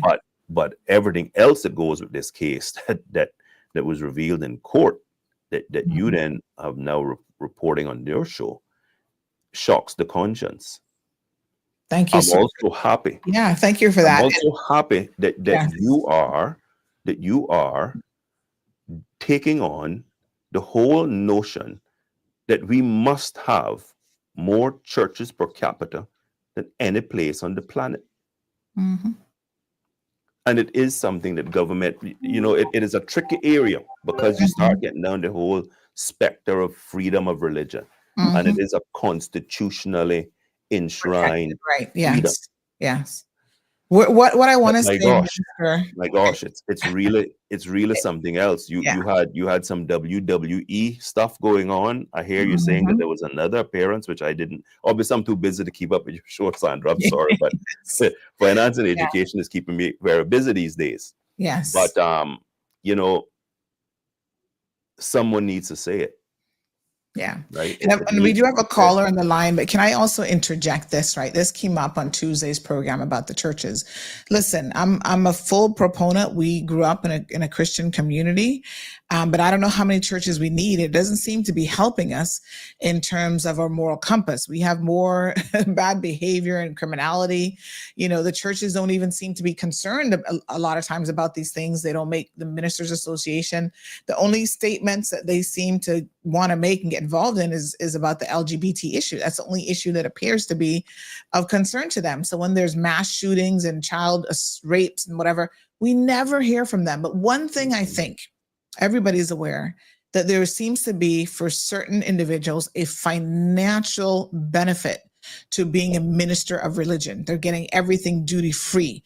We have heard of and seen in the past where they've abused that privilege, where they were bringing stuff that wasn't directly for the church, but still put it in the church container to get it duty free and all these sorts of things. So as Minister of Finance, and as a government minister, generally speaking, one of the things that we would definitely want to see as a community that was brought up on Tuesday is more financial controls. Like if you're an NPO and you claim to be an NPO, that's fine, but you've got to start providing audited financial statements. We want to see less commingling of government in churches. Government giving $1 million to this church and that church and making up excuses as to why. I have on good authority that the same Pastor Clark's church down in Swamp received a $70,000 donation gift. We don't know what it is, from former government minister McKeeva Bush, and the church members, the seniors in the church, don't know where the $70,000 went. So these are not things that should be permissible. If you want to be a nonprofit and you want to do all the things, fine, but you've got to be held accountable. And we need to see the books, clean books, audited by a third party audited firm that can say, I'm going to produce financials for this church. And so, yes, the $70,000 came in, and now we know it went to this project. It went here, there, whatever. They're now having churches, Minister Anglin, with credit card machines, so that heaven forbid you forgot to bring, your tithe, your 10%. They said, oh, pull out your credit or debit card. And this is serious, and they're pressuring church members. I'm not saying that's serious, Sandra, but I just hadn't seen it and hadn't heard it. Yes, so. Well, you need to go down Swamp, apparently. Go to church, honey, child, down the Swamp. But yeah, they're pressuring people to make contributions. And a lot of these poor people, we believe in tithing and supporting the church, but a lot of these people don't even have the funds. And yet, because of the pressure to keep up with the Joneses in church, they're handing over the debit or credit card to try to make these contributions. I just say that we need greater accountability around the money to make sure that what they claim they're doing is actually being done. And one other thing, I'm so happy that you have shared with us this morning that, you're speaking to your colleagues about trying to tighten up certain things around this area, and even within your ministry, about how this man even got hired, knowing that he had done this in Jamaica. Of course, he got away with it there. There were allegations and an arrest made in the UK as well. But here's the other thing that I have done this morning as we were talking about this. I have reached out to the police commissioner, and I've said, Commissioner, we know this former pharmacist at the HSA gave the child the morning after pill and was doing things like trying to basically dispose of the evidence, washing her underwear and so forth. You mean to tell me that's not aiding and abetting after the fact? Don't just look at aiding and abetting for murders. Yeah. It should be any offense. And so I think Miss Rosemary should, at the very minimum, a proper investigation needs to look at her actions as a potential accomplice in this situation, with a view to pressing some criminal charges. At least it needs to be investigated, because we have to send a very, very strong message. Now, you will know, Ralston, that before we had the amended Child Act, that I was a proponent. You go back to my petition, which must be at least 20 years old now, that supported a registry, but it wasn't only the registry, it was mandatory reporting and other things. Now, I was glad to see that a previous government picked up on the mandatory reporting, and they have implemented that into the Children's Act. Did she not have an obligation in terms of reporting what, came to her as a crime instead of trying to cover it up? It's just shocking the ways in which we as a community continue to turn a blind eye to what people are doing around criminality and around criminals that support the criminals. We do have a caller on the line. The 17-year-old got arrested when he was assaulted, and now, you know, and it's these sorts of mismatches that cause Caymanians to really have a distrust for our criminal justice system. Yes. Because the differences of treatment is stark. Absolutely. Caller, good morning and welcome to the program. Hi, good morning. Good morning, dear. I don't feel too bad this morning because I see my Minister of Education sitting right in front of me, and I make sure he's not going away before I say good morning, Mr. Raleigh. Good morning. Good morning, Mom. When I see you come on the show, my heart starts to beat more. The love is coming out for you. Watching you go Thank you. So you take care and take care of the children as much as you can for me, okay? Yes, Mom. That's what we're doing. That is exactly what we're doing. Okay. Thank you so much. Thank you so much. Okay. I appreciate it. I know you jealous, Mauro, that I don't tell you and I love you. I love you. Oh, we know the love is there. Thank you so much. And I'm glad to hear you're feeling better. Thank you so much, Ms. Lucille. Okay. Bye-bye. Sandra, one other thing that I want to mention as well is that we've also, in full transparency, published the air quality report. Right? Oh, wow. So, where can we get a copy of that? It's on your website. It's on the ministry's website. It's on the DES's website. And we're pushing it out as part of the communication to the public, because we promised the air quality report after remediation. But I had to remind the team, we need to show the people what we found now as well. We've told people that they weren't at risk, when we have the proof that they weren't at risk. So we shared that as well. So everything is out in the public square. And so we are confident that the position we're taking is going to be fully supported by all educators and all Cayman Brackers, because we care about all Caymanians and all our Caymanian students. But I've made some notes. Sandra, you know me, I like my homework. I made some notes. And so what my takeaway is around hiring practices and what we're going to do about the legal immigration situation of this particular individual. And the wife who's now floating around with no job, by the way. That's the individual I'm speaking about. Oh, okay. He's going to get deported. That's a given. Absolutely. Because she's not employed with government, but she's going around to people talking about she wants to open up her own facility. And I'm thinking, my God. And you know, Sandra, the thing about these issues is that very often the good suffer for the guilty. Absolutely. And so I've made a note around audited financials for churches. Now, I think a lot of people would appreciate anybody that's been a part of an NPO.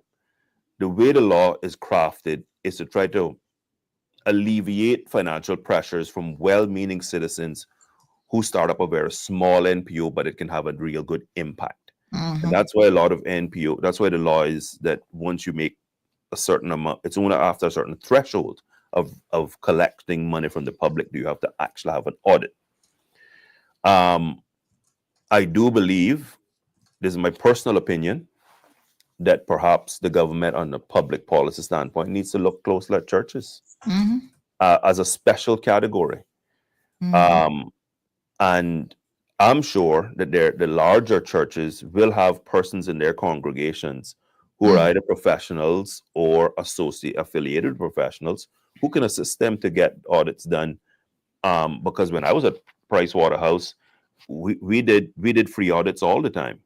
Right? There was about 5 or 10 in the office that we did for small organizations that we thought were doing a good public service. And so our give back was that sort of indirect way, in that indirect way where we provided audit services for free, pro bono. And so I think a wider discussion really needs to happen. And I know the politics of it, Sandra.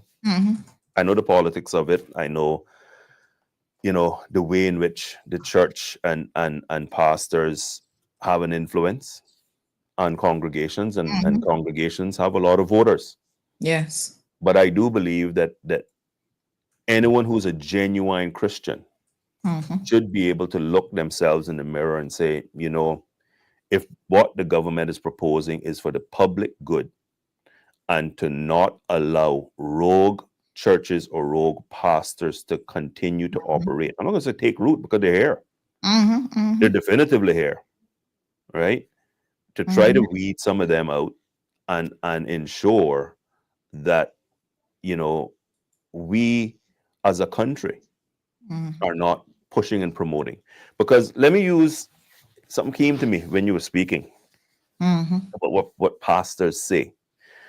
So pastors have told the government that we shouldn't allow cruise ships. Let me give you some of the stuff that I've been told in my years of public service. When the cruise ship said, look, we'll stay in port longer in Cayman, but allow us to open our casinos. Now, no Caymanian would be allowed to go on that ship and gamble, right? The pastors said very clearly, nope, that would bring damnation to us if we changed our laws to promote gambling. Well, doesn't it bring damnation on us to have a very loose system to allow rogue churches to be established? I mean, if I was a pastor, right? If I was a pastor, and this is just my way of thinking, so let me be clear, this is me, my personal opinion. I think there's a special place in hell for that level of hypocrite. That's just my personal opinion. The pastor will say, no, yeah, we all, anyone who is a sinner will go to the same hell.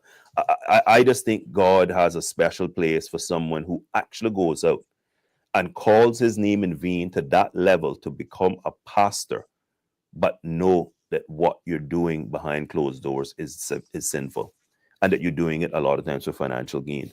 So it would be useful to see pastors unite around what is good, even in their own profession, even in their own chosen field. Some are called, not all are called. Some choose it. Yes. So I've made some notes, and the last one I've made, Sandra, because I don't know the answer to this off the top of my head. A lot of times, because persons like myself and yourself, Sandra, spent so much time in the United States and are so closely associated with the United States, I don't know how our penal code frames aiding and abetting. So that is a question that I am going to ask the Attorney General. Is what is the legal infrastructure that we have? Because to your point, along a range of crimes, we should make it very obvious the intent of the Parliament that people who aid and abet serious crimes ought to be able to be roped in and be criminally liable. I think that's a very, very important point that can't get lost, even if it doesn't exist right now. Let's just say that we found out after questioning that to get the spouse in this situation under that sort of legal nexus is easier in the United States, and it doesn't happen right now because, as we know, we're a British common law society and system. But if that's the case, we need to fix it. We're the legislators. We need to fix it. We must ensure that anyone who covers up crime, aids in any serious crime, ought to be able and should be brought in and have to answer, because I come from the old school of thought that a lot of times the person who covers up the crime is worse than a criminal. Yep. Because they allow them. I mean, imagine this victim, this child would have been saved from this had even his wife, who has known at least about two, and I suspect there's more that she would know about, one in the UK, one in Jamaica, had she tried to stop him, this child would not even have been in her home as a victim. Why would she take a child in her home, knowing that this husband of hers has had these types of allegations against him? Only God knows. But we have Elena Whitaker and Marjorie asking for kaboom to the minister's comments, and we do also have a caller on the line. Good morning, caller. Welcome to the program. Good morning. Good morning. Good morning, my dear. I haven't heard from you in a minute. You been okay? half and half, but mostly half. Good morning, Mr. Anglin, sir. I want to address you, Mr. Anglin. Congratulations on your position and what you're doing, but I'm asking and I'm begging you, please don't look like those politicians, with the big belly and all that. You can go to the gym right there and work out, Mr. Anglin. Do not be like a politician. But congratulations that you're back, bro. And good to see you as I'm looking on you. You're getting old already since you took over your job, man. You see? Lord have mercy. You remember when Obama took over as president of the United States? Within 8 months, he was done old. But I don't want you to get old because keep eating that sort of meat that you and man cooking there and butchering. So congratulations to you, sir. You're doing a good job. I'm hearing the good news about you taking care of the education department and those teachers that are not supposed to be doing things that they're not supposed to be doing. I hope that you deal with them properly and proper, sir. Have a wonderful day. Thank you so much. From you later on, sir. All right, my dear. Thank you. No, thank you, Mr. Shillette, and we'll talk a little bit later offline. No, thank you for your kind comments. Except for the gain in weight part. Sandra actually lost a little bit of weight. I was gonna say he didn't see you before, must be. yeah. You've been working on it, so yeah. No, but Sandra, I obviously, as I'd mentioned to you a bit earlier, when I told you about the goings-ons, I do have some meetings that I had to push back, some critically important meetings that I need to get to in the Ministry of Finance this morning. So I'm going to have to leave it here, but thank you for having me on. And as I said, certainly looking from the comments that have come in, and certainly from the comments we got last night, it seems to me like we have communicated this efficiently and well, and people are very comfortable.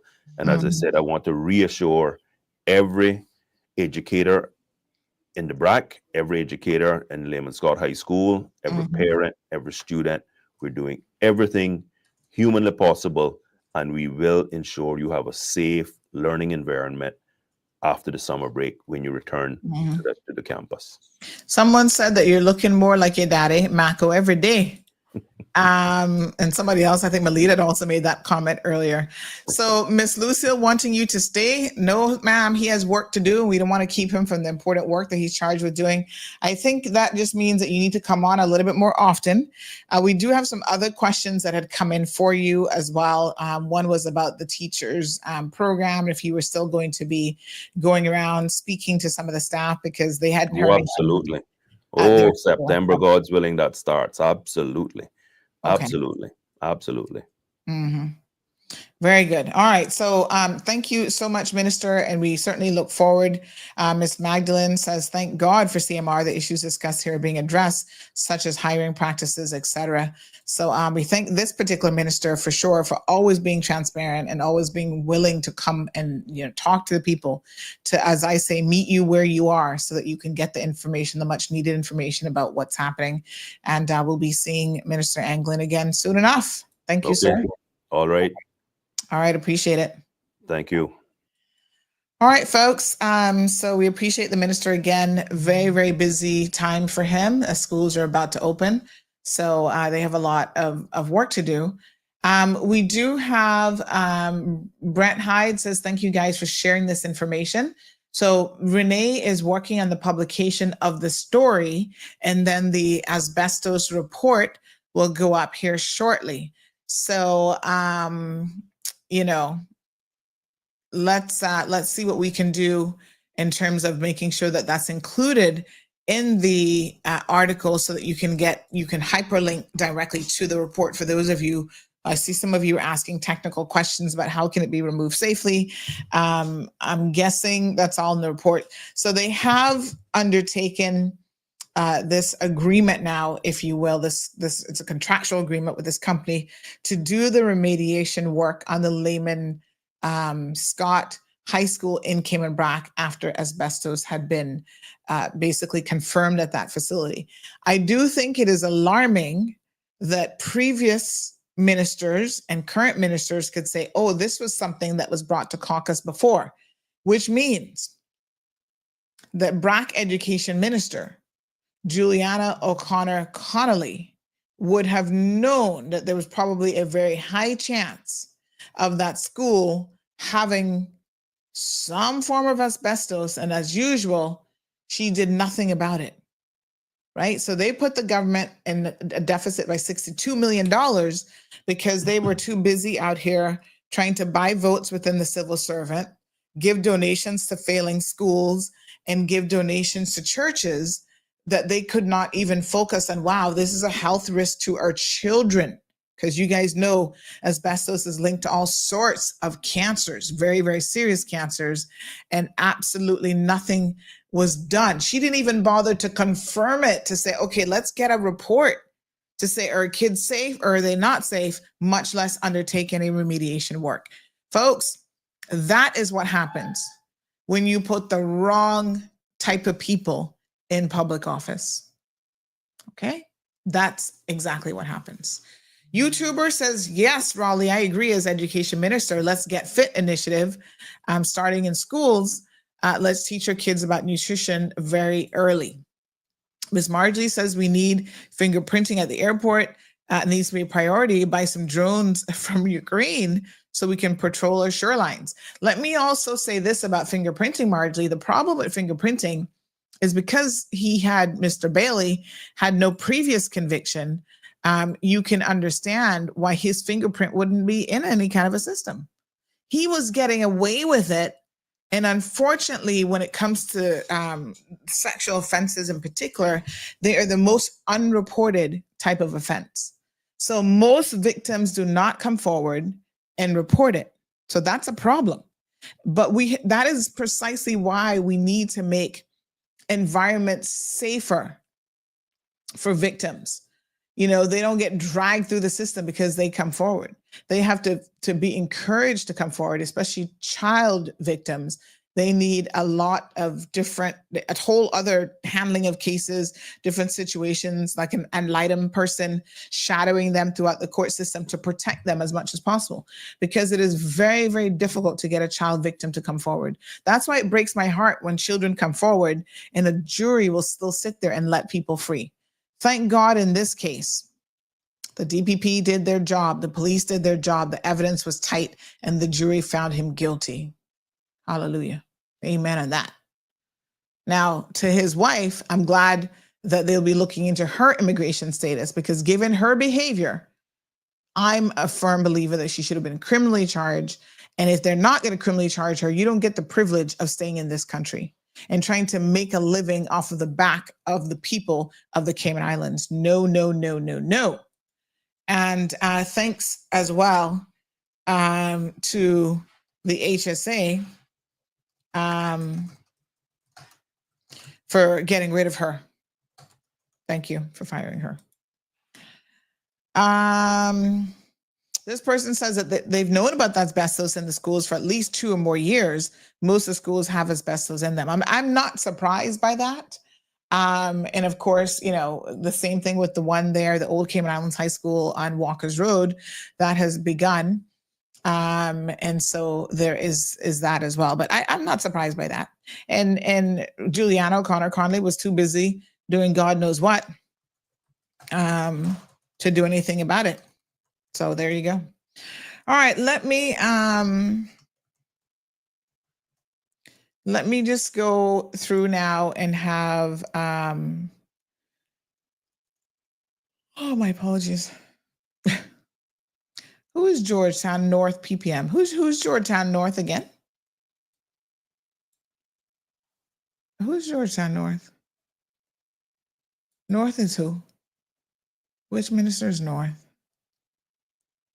Why are they making this comment I'm a bit confused about why somebody help me out. Who's Georgetown North?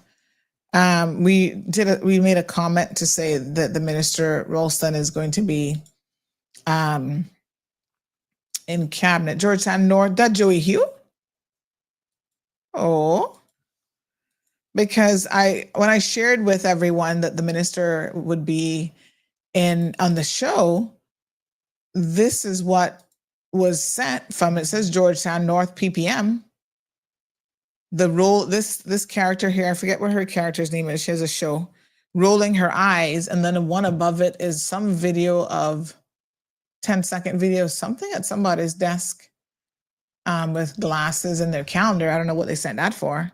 But why are they sending a rolling eye emoji in response to the shared message that the Minister of Education would be on with some breaking news? Whew. PPM, y'all are so lost. And I must tell you, you are doing absolutely nothing to gain the respect back from the people. Wow. I don't know if that's Joey's number or if it's an office number or what, but the only comment we made is Minister Ralston Anglin. Let me show you all the screenshot now. Mr. Ralston Anglin was going to be coming on the show with some breaking news, and I guess that wasn't all too pleasing to whoever is accessing that phone. What a hot mess they in. See that? What mess. They got time. Okay, I do need to go and have a phone call, and then I've got a friend who's in the hospital that I want to visit and take some nice little flowers to hopefully cheer them up. Yes. It took me a minute to remember who North was again. So let me just quickly share this. Let's face it, driving in Cayman is getting risky. Oh, Lord, sorry. I accidentally pulled in that commercial. Oh, no, that's another question. Hold on. Did I pull this one in? Hold on. This was a comment about Pastor Clark. Remember, he told us we mustn't call his name? Well,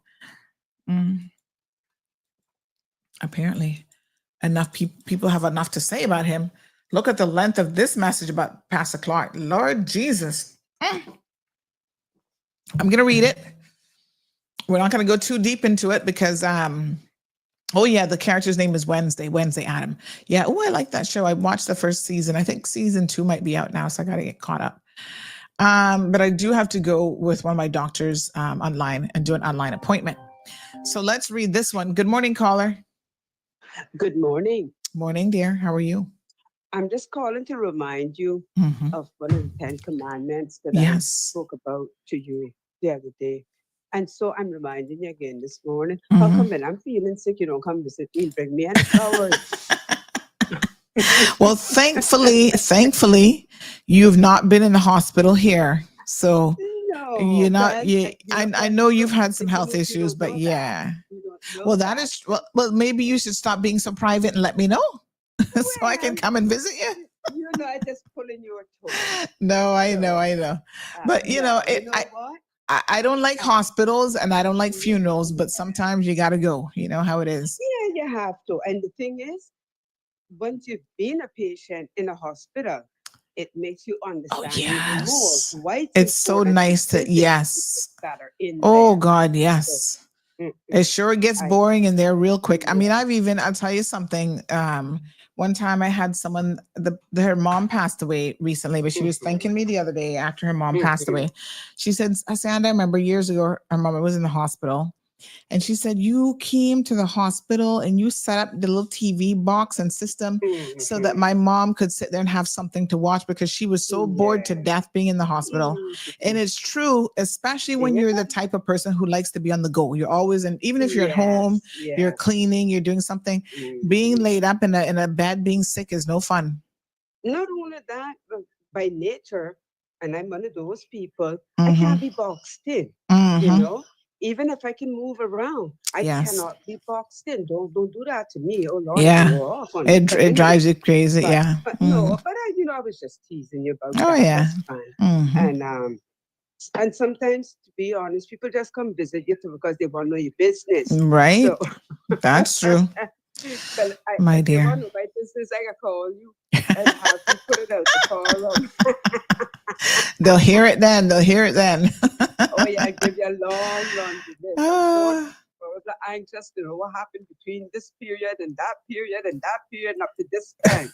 So, and no, to be honest, yes, there's certain things, well, after a certain time in my life, I just learned not to talk about it anymore because what I realized, nobody don't care. You know, you're dealing with something and you really not need to talk to someone and you're trying to have a conversation with them about it and they're changing the subject on you, they're interrupting you, but I take that as a cue, I don't want to hear it, you know? Right. And I've had some people go as far to say, you're still talking about that? You know, you need to let that go. Come on. Wow. Yeah. So, I mean, as I say, why am I going to waste my time and my energy to tell anyone when they probably don't care? It's my problem. Let me deal with it. However, I choose to deal with it. No, what I will say to you, I would never lie about my sickness. So if you heard that I had the worst thing in the world and you called me and you said, you know, I'd say, oh, yeah, you know, been a while, or I thought everybody knew by now, whatever. Yes. Never lie about it because that did happen to me once upon a time. You know, I was ill and, you know, word was getting around and people saw me and they didn't even know how to say it to me. They were, and I said, you can say it. You can say it, you know, that's the one saying it. So, and yeah, and they were quite surprised that, you know, I was that open about it. But, well, thank God I'm here talking to you today. So. Yes, absolutely. Yeah, and a lot of times people just don't know what people are going through. You know, and like you said, you know, sometimes I know of situations with people, but it's not really my place to say anything about it. We had a, you know, fan of the show who early on used to call into the program. You'll know who I'm talking about, and we haven't heard from her in a while. So when someone said to me the other day, but how come we don't hear her call in? I said, my gosh, you just realizing she don't call in because it's been years now. And unfortunately, you know, she had a stroke, a really debilitating stroke. And so sometimes, you know, this happens to her people. And so, you know, they're still listening, but they might not be able to call in and contribute. Yeah. And yeah, and one a little word of advice on that though, and I say, you know, I hate to hear people talking about, oh, you know, I'm just so busy, blah. I'm sorry. Nobody is that busy. If you were ill and I wanted to come and see you, you could have been. You have to make the time. Yeah. I would make the time. And even if I couldn't physically be there, I could call you and at least let you hear a voice that is familiar. And believe me, that would make your day. I'll share this very small detail with you, and then I'll let you go. This happened to me, what, like 25 years ago, I think. Anyway, I had an accident, and it threw my life in a topsy-turvy, you know? I've never been in a situation like that before. And so I ended up in, you know, a hospital in Miami. And from there, I had to go into rehab and so on. And I, you know, apart from being in pain and, you know, by the time my family had left and come back home, I was there alone at this rehab. And I guess I was getting very depressed, you know? And one day, and the rehab was a Catholic facility. So the priest used to come around and visit. And I remember my daughter had brought me this little stuffed animal while I was in the hospital. So I was there clinging to this little stuffed animal and just holding it like it was my baby. And so the priest came around and, you know, speaking to me, and I started to cry. And then he said to me, and he asked me, you know, who was there with me and stuff. And I explained to him. And so he saw me clinging to this little stuffed animal, and he asked me, you know, what was, and I said, you know, my daughter brought it to me. And he just looked at me, because, you know, obviously I'm not Catholic. And he said, you know, would it be okay if he prayed with me? And I said, yes. So he prayed with me. And so he left. And anyway, one day, the door to my room was ajar. And as you walked in the room, there was a mirror. Of course, I couldn't get up and walk, you know. They had to get me up, put me in a wheelchair to get me around. Anyway, so the door was ajar. And this mirror was there. And, you know, the TV was straight ahead. And on the side of my eye, I thought I saw like a shadow move. And then I heard like a little knock on the door. And then I smelled this fragrance. And I said, Anyway, and when I looked, this guy walked in and he had the most beautiful bouquet of flowers. And he said, Brenda, I said, yes. And he said, these are for you. And he said, where would you like me to put them? I said, could you put them right there? Which was directly across from me now where I could look at them. And then I said, could you give me the card, please? And when he gave me the card, it was from a co-worker. Wow. And let me tell you something. And when I tell her about this, both she and I get very emotional because it was like an angel had walked into my room and lifted all of the heaviness away from me. Wow. I actually thought, where I thought this story was going for a minute? I thought you were going to tell me that there was a spiritual being in your room that just walked by. Well, you know what? Let me say this to you. A spiritual being was always in my room because I don't go nowhere without God. So, and anything that's happening to me, I must tell you now, at that time in my life, my relationship with God wasn't as strong as it is now. But things happen that bring us to places that we need to be. And so I learned to look at things that everything bad that happens could have been worse. Yeah, yes. However, but I'm just saying, how much that meant to me. And, it just lifted me so much. And, and the flowers were just so beautiful. And up until I was leaving that rehab, those flowers were still blooming, beautiful, fresh. Wow. I gave them to the nurses when I was leaving. Yes. So, so I just want to say, thank you, whoever your friend is. Thank you for visiting her because you may never know the importance it is to her or him, So that's very nice. Thank you so much, my dear. Really appreciate it. Have a good one. Yes, ma'am. It's the beginning of the minister. Yes, you can hit that rewind button afterwards, though. I was going to say, I'm actually getting ready for an appointment, but okay. When I get the chance, I'm going to go back on and listen. But if you don't mind, was this in reference to a case that was in court with a child? Or? Well, he actually came on to talk about asbestos and the Lehman Scott School. But because I was talking about a former education had hired him, a former employee in the education department, having gotten a job here and then raped his wife's family member, a 13-year-old child. And she was employed at the HSA. They were both government workers, if you can imagine that. So he was listening to that before he came into the studio, and he has committed to look into it a little yes, because I want to know how she's still even here, around talking about she's looking for a job, and it is clear that she was instrumental in trying to help him cover up the crime. Well, it's horrible. This is what I keep saying. There's not enough crazy glue to close the gap that we have and the cracks. But I'm happy that that's the first thing that this new government has tackled. And I just hope that none of them don't back down on these issues, because they have certainly heard the people. And now they're doing what the people have asked. Absolutely. So that's important. And and just one more thing, though, Sandra, talking about the school in the BRAC and asbestos. You may not remember this, but there was a time, there was probably when the talk came about building a new school and how much it was going to cost and so on. And before I say any more, please, let me make it clear, I am not speaking on behalf of or endorsing anyone. I was, as I understood it, from day one, the school was full of asbestos. I happen to know of children who came down with cancer, different kinds of cancer, that attended that school. And the most recent one was a child who had a malignant brain tumor. And and so when this proposal came up, to be honest, as I was seeing it, my vision of it was that it was not a bad idea.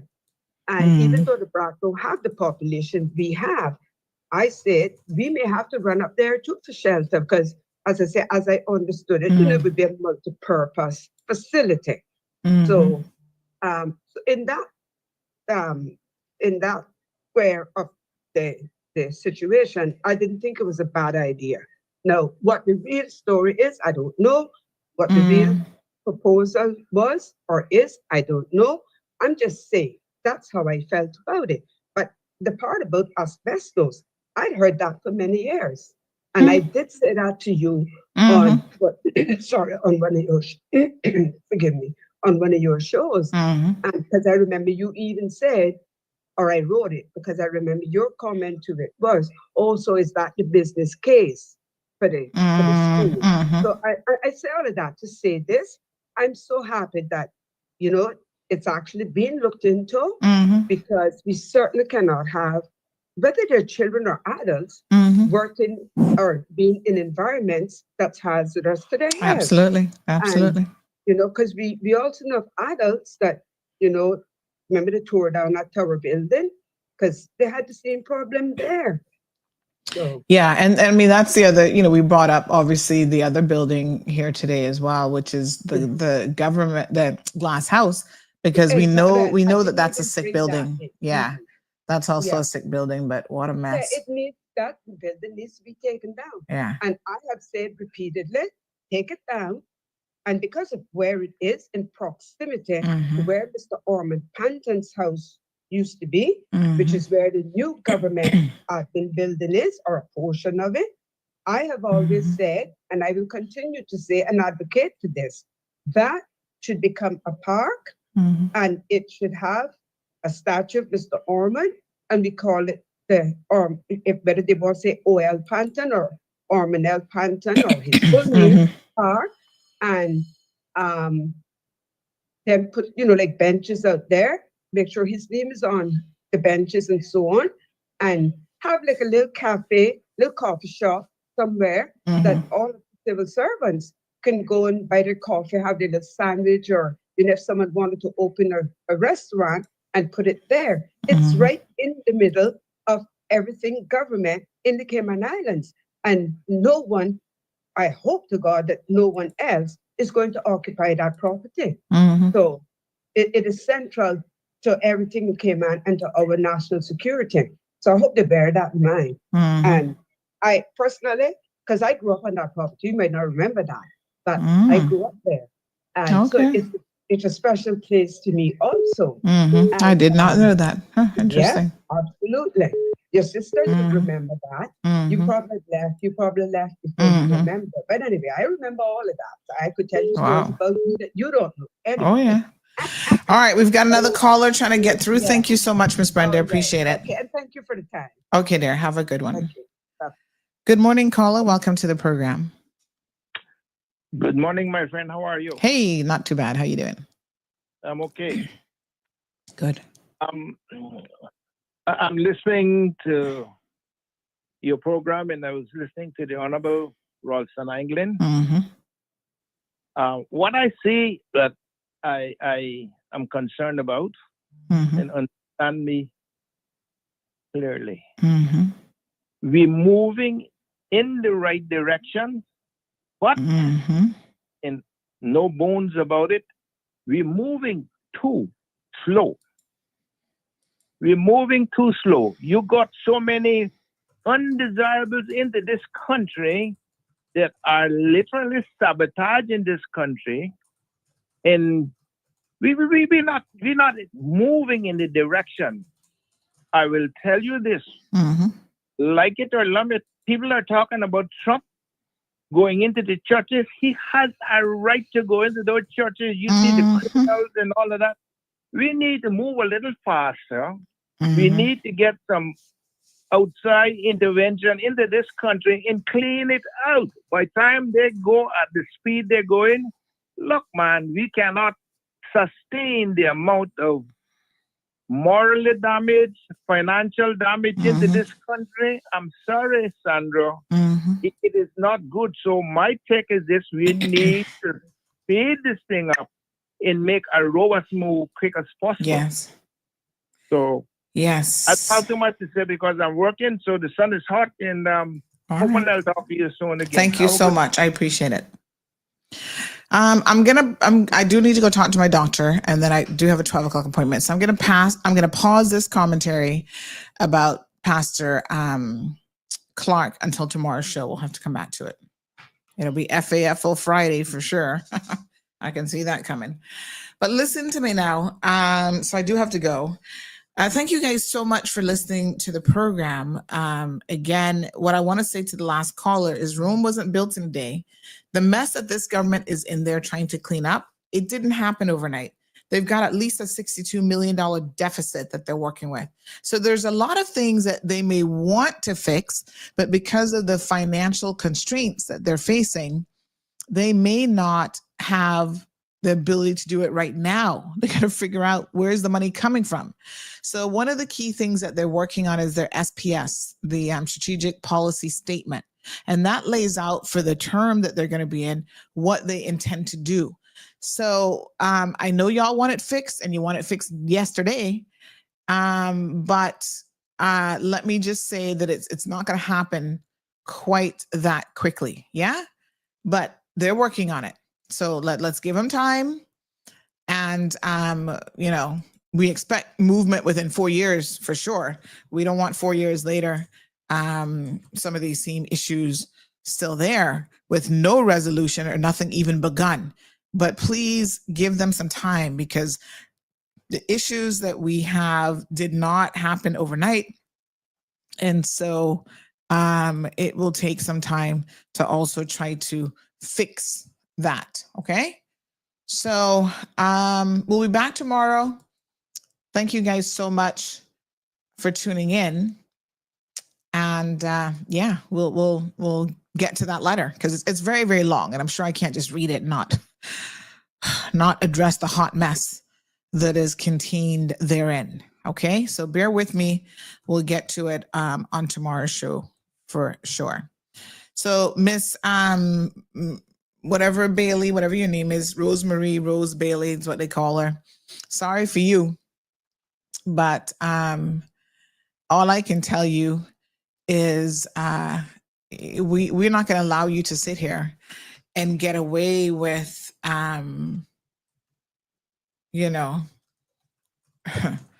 get away with being able to aid and abet your husband and his ongoing behavior. You got time to be visiting that man up in Northward. I know one thing, any man, husband, cousin, I don't give a cahoots who you is, that find yourself in court for and in charge and convicted for that sort of thing, you're not getting no visit from me under no circumstances. I don't visit people in jail anyway. I ain't going there to visit nobody. You find yourself in jail, too bad for you. You're going to have to live with the consequences. And one of the consequences is you definitely not getting a visit from me, honey child. I ain't got time for that kind of shit. So Dominique will get to the letter tomorrow. By the way, you guys know how I love to tell you all about a good product. When I find a good product, I want to share it with the whole world because I want y'all looking good. I want y'all smelling good, the whole 9 yards. And let me just say this. Gigi and I were in TJ Maxx. Y'all know I love a TJ Maxx. I love a Marshalls. They're not all created equal. There's some shops that are better than others, some of the locations. And so we were in one in Tampa, which I loved. Found so many good things up in there, honey child. Marlon wasn't with me. By the time he came, he's like, you still here shopping? I was like, I'm shopping for the baby. We have a new baby cousin in the family. So I bought him a couple of outfits and stuff, but most of the cart was my stuff. But anyway, I love to go into the section that has the, facial products, body products and stuff, because you can find some real gems in there. So I told you guys before about the moisturizing soap that I found. Oh my gosh. It's like, for those of you who have dry skin, you got to try that soap. Now, I use a lot of oils because I do have very, very dry skin. And then the thing is, I like an oil that is like a natural oil because I'm really getting away from wearing perfumes more because these things are not really the best for your health. So more and more, I'm trying to get away from I'm just going to use a natural shower or body oil. And they have such a fragrance, natural fragrances that they'll stay on your skin. Child, this one smells so good. I imagine if you don't have a man and maybe you want one or you're looking for one, you're going to have to get yourself this body. It's natural ingredients, body and shower oil, and it has honey, almond, and vitamin E. Very, very simple ingredients. And I did check the ingredients list as well. So it does have safflower oil and the sweet almond oil. Well, the sweet almond oil makes this smell divine. Oh my God. It's a honey almond. I could eat myself, child. This smells so good. So I'm going to show you guys. I'm going to post this up later on Facebook, I think. But this is what a bottle looks like. It's natural ingredients, body and shower, honey, almond, and vitamin E. I need to get my other camera set up. That's what I need to do so we can do close-ups. But look at this. This is so nice. I just put some on and I smell divine, honey child. So I don't have to put on no. I'm going to put on a little bit more. And it has a thick consistency. It's not like a runny oil. You know, some oils are so thin, they run. This one feels so good. But anywho, the thing with like the TJ Maxx stores is sometimes you only get to go in there and you find like one item. It's like a one-off, you know, there's no guarantee you're going to find it again. So I always try to find them on Amazon if I can. But let me tell you something. This particular one was $7.99. Now I'm going to send this to our cousins to see if they can't once a week go check TJ Maxx, see if they got it back in stock. $7.99. You know how much this is on Amazon? Oh, hold on now. Because Amazon ain't always your cheapest option. And I went on Amazon. I was like, oh, I'm going to order me some of this, child. Let me tell you now. It was going for like $20-something on Amazon. The same 8 fluid ounce. They have it for $19.99. $20 for this bottle on Amazon. And it's got 4.6 out of 5 stars. So 80% of the people really, really like it. Moisturizing, hydrating, all natural. 100% natural ingredients, so it's suitable for all skin types, including those that might have acne, eczema, oil, whatever. I use it as a body oil, so I don't use things like this like on my face necessarily. So I use this as a body oil. So it says it's very hydrating, you know, relieves itching and supports skin's natural barrier. But it smells good. So it's infused with this honey and almond that, it's almost like a perfume. It smells so good. Cruelty free, and it's made in the US. There you go. So non-GMA and free of any parabens and all the other stuff like alcohol, whatever that you don't want on your skin. But get y'all some of this. Now you have to pay $20 probably on Amazon, because I'm not so sure that you're going to find it necessarily at TJ Maxx. But if you're going to the States, pop into TJ Maxx. I'm not getting any commission off of these things. I just like sharing with you guys all of the amazing products that I find that I really, really like. This was one of them on this trip. This is one of my little nuggets. I was like, oh my God. And, you know, I got to extra wrap it in the suitcase. I'm like, don't y'all break my oil now. Y'all break my oil bottle. It's going to be me and you. But thankfully it made it in one piece safely. There's some other oils that I bought as well, but this was my favorite one in terms of the smell. I love the texture and richness of the oil itself. Here, Melita, now where's she going? Eat yourself, Auntie. That's because I smell so good. All right, listen, I'm going to go. Sorry. No, I'm not looking for no man. I got one, but you know, got to keep him. And if y'all don't think that this stuff don't work, trust me. There's another oil that he likes when I put that one on. He'd be like smelling my neck when I put that on. Oh, come here, honey. And I'm like, oh, Lord, have mercy. Here we go now. Somebody trying to get frisky with Auntie. But there are some that he really, really loves them. You see him getting closer to you. But anyway, what do you say? Port it, please. You mean like teleport it? But yeah, try and get y'all some of this because it is really, really nice. So I'm going to hide this away, make sure nobody else don't get their hands on it. Make sure Gigi don't try and find it and be putting it on. All right, folks. So just a reminder, if you won the hair product on Tuesday's show with the free Bobby Approve app to see if it's good. Oh, Bobby Approve. Okay. I got to check that out. So, yes, good morning. There's nothing new. My cousin at the age of 15 had to have a hysterectomy due to cancer. The cistern water, which we drank from, contained asbestos. Her doctor wrote a letter to government and nothing was changed. That was over 30 years ago. Oh my God. What? Cistern at the school or where? Whoa. Mm-mm.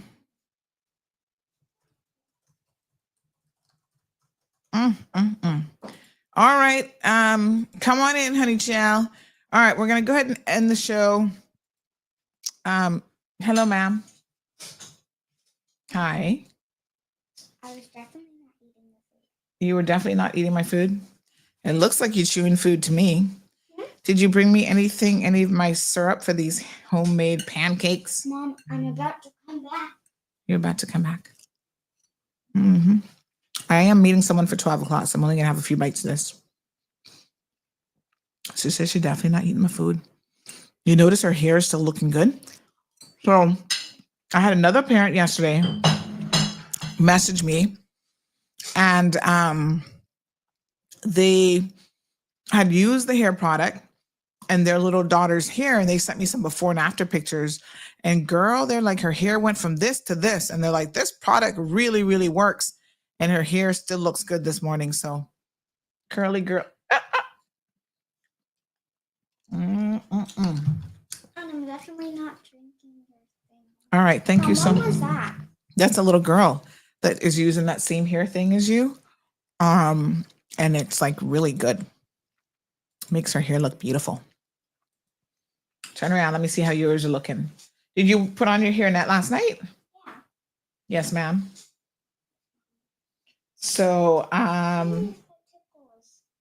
yeah, still not looking too bad. And tomorrow's going to be a week. It is? Yeah, tomorrow's Friday. And we had it done on Friday afternoon. And then the day after Friday. Then is salon day. So we're going to go and see. Wait, Mom. Mm-hmm. Which day is my birthday again? The day before Monday?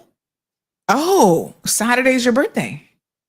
Yay! So maybe we'll take you to the salon tomorrow so that you don't have to go on your birthday.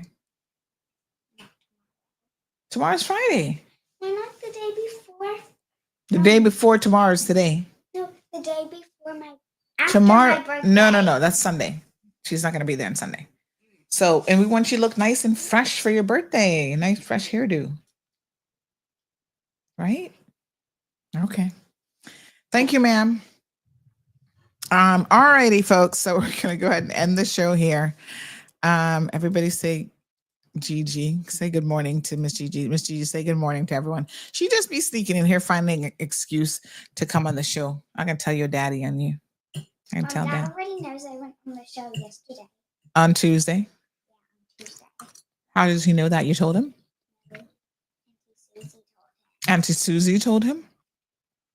Oh, okay. These, is this turkey bacon? I asked Miss Stacy that. She said it was turkey bacon. Okay. Looks a little bit different this morning. Mm-hmm. It's probably sausage bacon. Sausage bacon? Looks like it had a rough time in the pot. It's hard. Exactly. All right. Hey!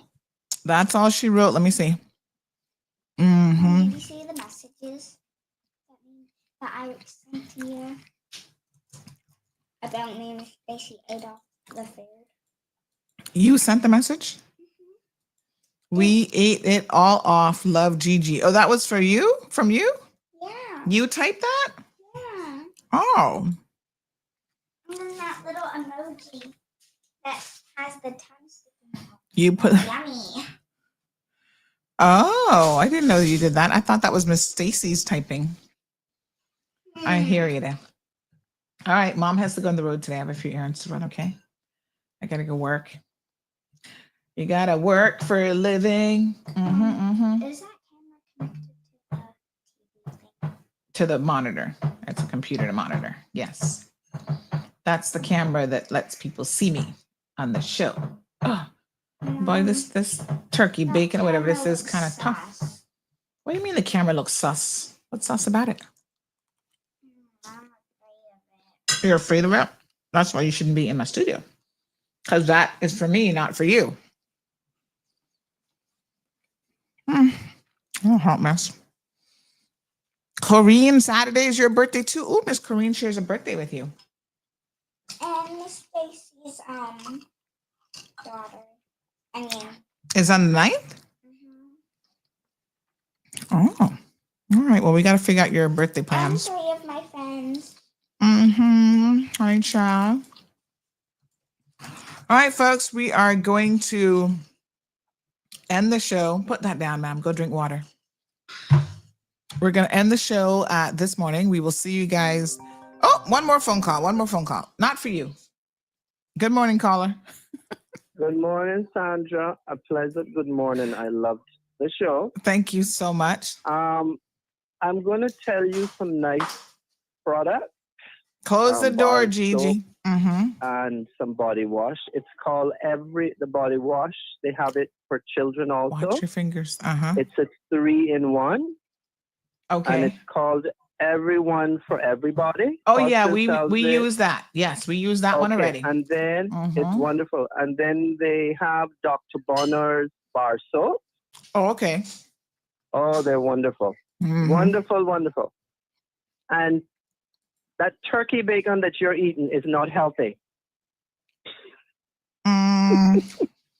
It's got too much chemicals in it. Well, it depends on which one. Real bacon is very expensive, but it tastes so different. No, but listen, I get the turkey bacon with none of the stuff in it that's bad for you. No nitrates, no this, no that, no. Okay. It's expensive. I'm not gonna lie.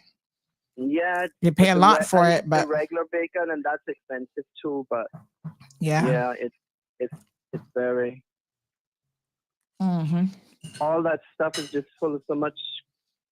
I know, you got to be careful what's in it. Yeah.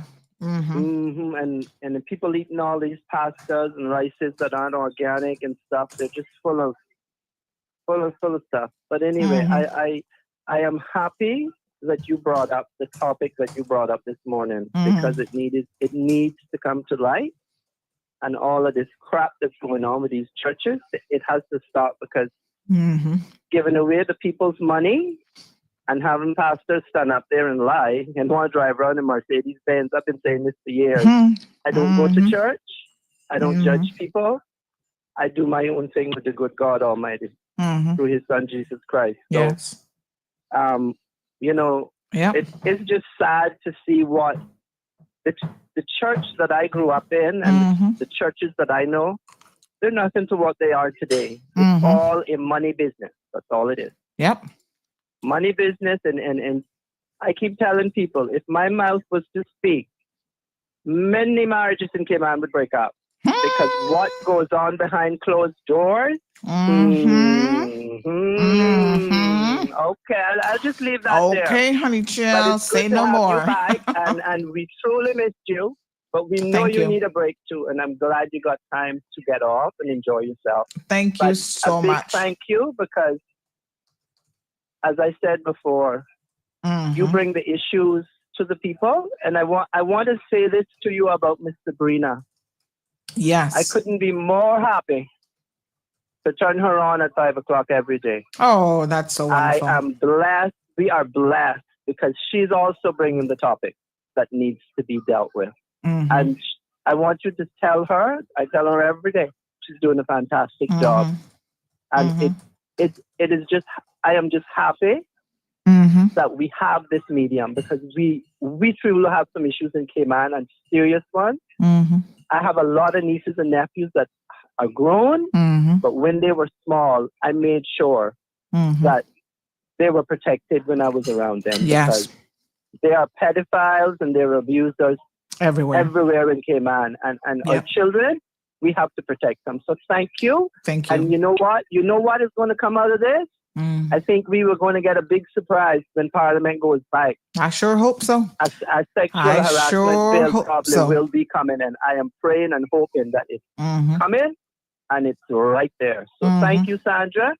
keep doing what you're doing. You stay safe on the road because they're crazy and you got to watch them front and behind and all around. But thank you for all you do. That's what I have to say. Thank you. Yeah. And God bless you and your family. Yes. Thank you so much. I really appreciate it. Day. You're too. Welcome, my dear. Alrighty. Bye-bye. Bye-bye. Yes, my dear. Lots of them. Every single one of us, just like every single one of us, know a victim, multiple victims. That also, by correlation, means that we know rapists, child molesters, pedophiles, whatever name we give them, we know them as well. Sometimes they are our uncles, our own fathers. You know how many Caymanian children had a father that went through every single one of his daughters? That is not uncommon. Seriously, it's horrible, but it has happened. So this, we need to change in order to change the trajectory of this country for our children, for them to grow up in safer environments. We cannot shy away from this. And I'm committed to educating people as much as I can and for calling out people in relation to this as well. Some years ago, you guys don't know this, but it's very important for me to be as educated as I can when I speak on this issue. And then I'm not just here shooting off at the hip. Like I don't know what So I think it's important for myself and other advocates in this area to get relevant qualifications. So I had done a course. Time wasn't on my side at the time, so I didn't get to finish it, but I had actually started and completed most of a course out of Canada, which would then certify me to be a child's, it was like a court advocate, but around the specific issue of child sexual abuse cases, because those cases require a degree of understanding and technical knowledge and training and how to even deal with the victims when you were preparing them for court and going for court and stuff like that. We don't really have, and this is something else that I hope I can speak to the minister about. We do not have in the judiciary the type of advocacy for these victims that they do in other jurisdictions. So this demonstrates how far behind we are still when it comes to this particular topic. So in the United States of America, once the complaint has come forward, they have the MASH unit here. But in the United States of America, in Canada, and these other jurisdictions, a lot of them, when a complaint has come forward from a child about sexual abuse, they are assigned almost like a caregiver, an ad litem person, one person they're assigned that will then follow them throughout the course of the trial and to ensure that they are being handled in a particular way when it comes to victim interviews, all sorts of different things. That person is their advocate, right? So it's an advocacy program and they advocate on their behalf, because one of the things that I know isn't happening at a sufficiently successful rate in this country is the fact that we do not have enough post-care for these victims. So even if the case goes to court and you get a successful conviction, the victims don't get the support that they need, right? The psychological and ongoing therapy and things like that. So much so that some victims remain in environments where they have contact with the perpetrators when they get out of jail and stuff like that. That should never be the case. So we need to tighten up a lot around child advocacy and child victimization. And I am here for it. And I will always advocate. I'm not claiming to be any kind of expert here, but I'm saying that the people who are the experts, my apologies, we need to ensure that our children have access to those professionals. And it's not something where, you're going to give her 2 months of therapy and then tell her to get over it. Whatever amount of time that child needs, some people will need lifelong therapy. That's the kind of things that we should be spending our resources on, as opposed to giving churches $1 million to do only God knows what. Okay? So there you have it. Okay, I'm gonna run because I got meetings. I gotta get to work. You guys have a blessed day. Margie says the other thing about rape is in the States is that there's like 8 years for each count. Then they have to go on the register and cannot be around children again. So yes, this is where a sex offenders register could tighten things up a little bit.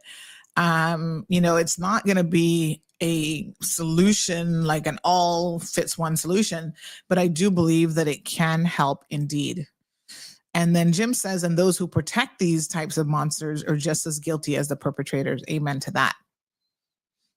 I'm not looking for no position, Melita. She says you'd be the ideal person for that post. I'm not looking for that, but I'm just putting the information out there that we need to have that type of child advocacy position, Yeah. But I'm gonna keep on their cases and keep in their ears and all that kind of stuff. I'm gonna see if I can find this program again. I'm gonna see if I can find this program because I'm still doing my what my other program called? Lord have mercy. I'm still working on my school, the journalism thing, but this child advocacy thing has been so close to my heart for a very, very long time. So, yeah. All right. Let me end there. Please tune in tomorrow, 7:30. We'll talk about Dr. Clark again. Looks like he went and opened Pandora's box, so I can't help him. People who know him are sharing their experiences and their opinions. So, yep. Sometimes, what do we say? Just keep your mouth shut. See y'all tomorrow then. Have a good day, a blessed day, and please be safe on the roadways especially.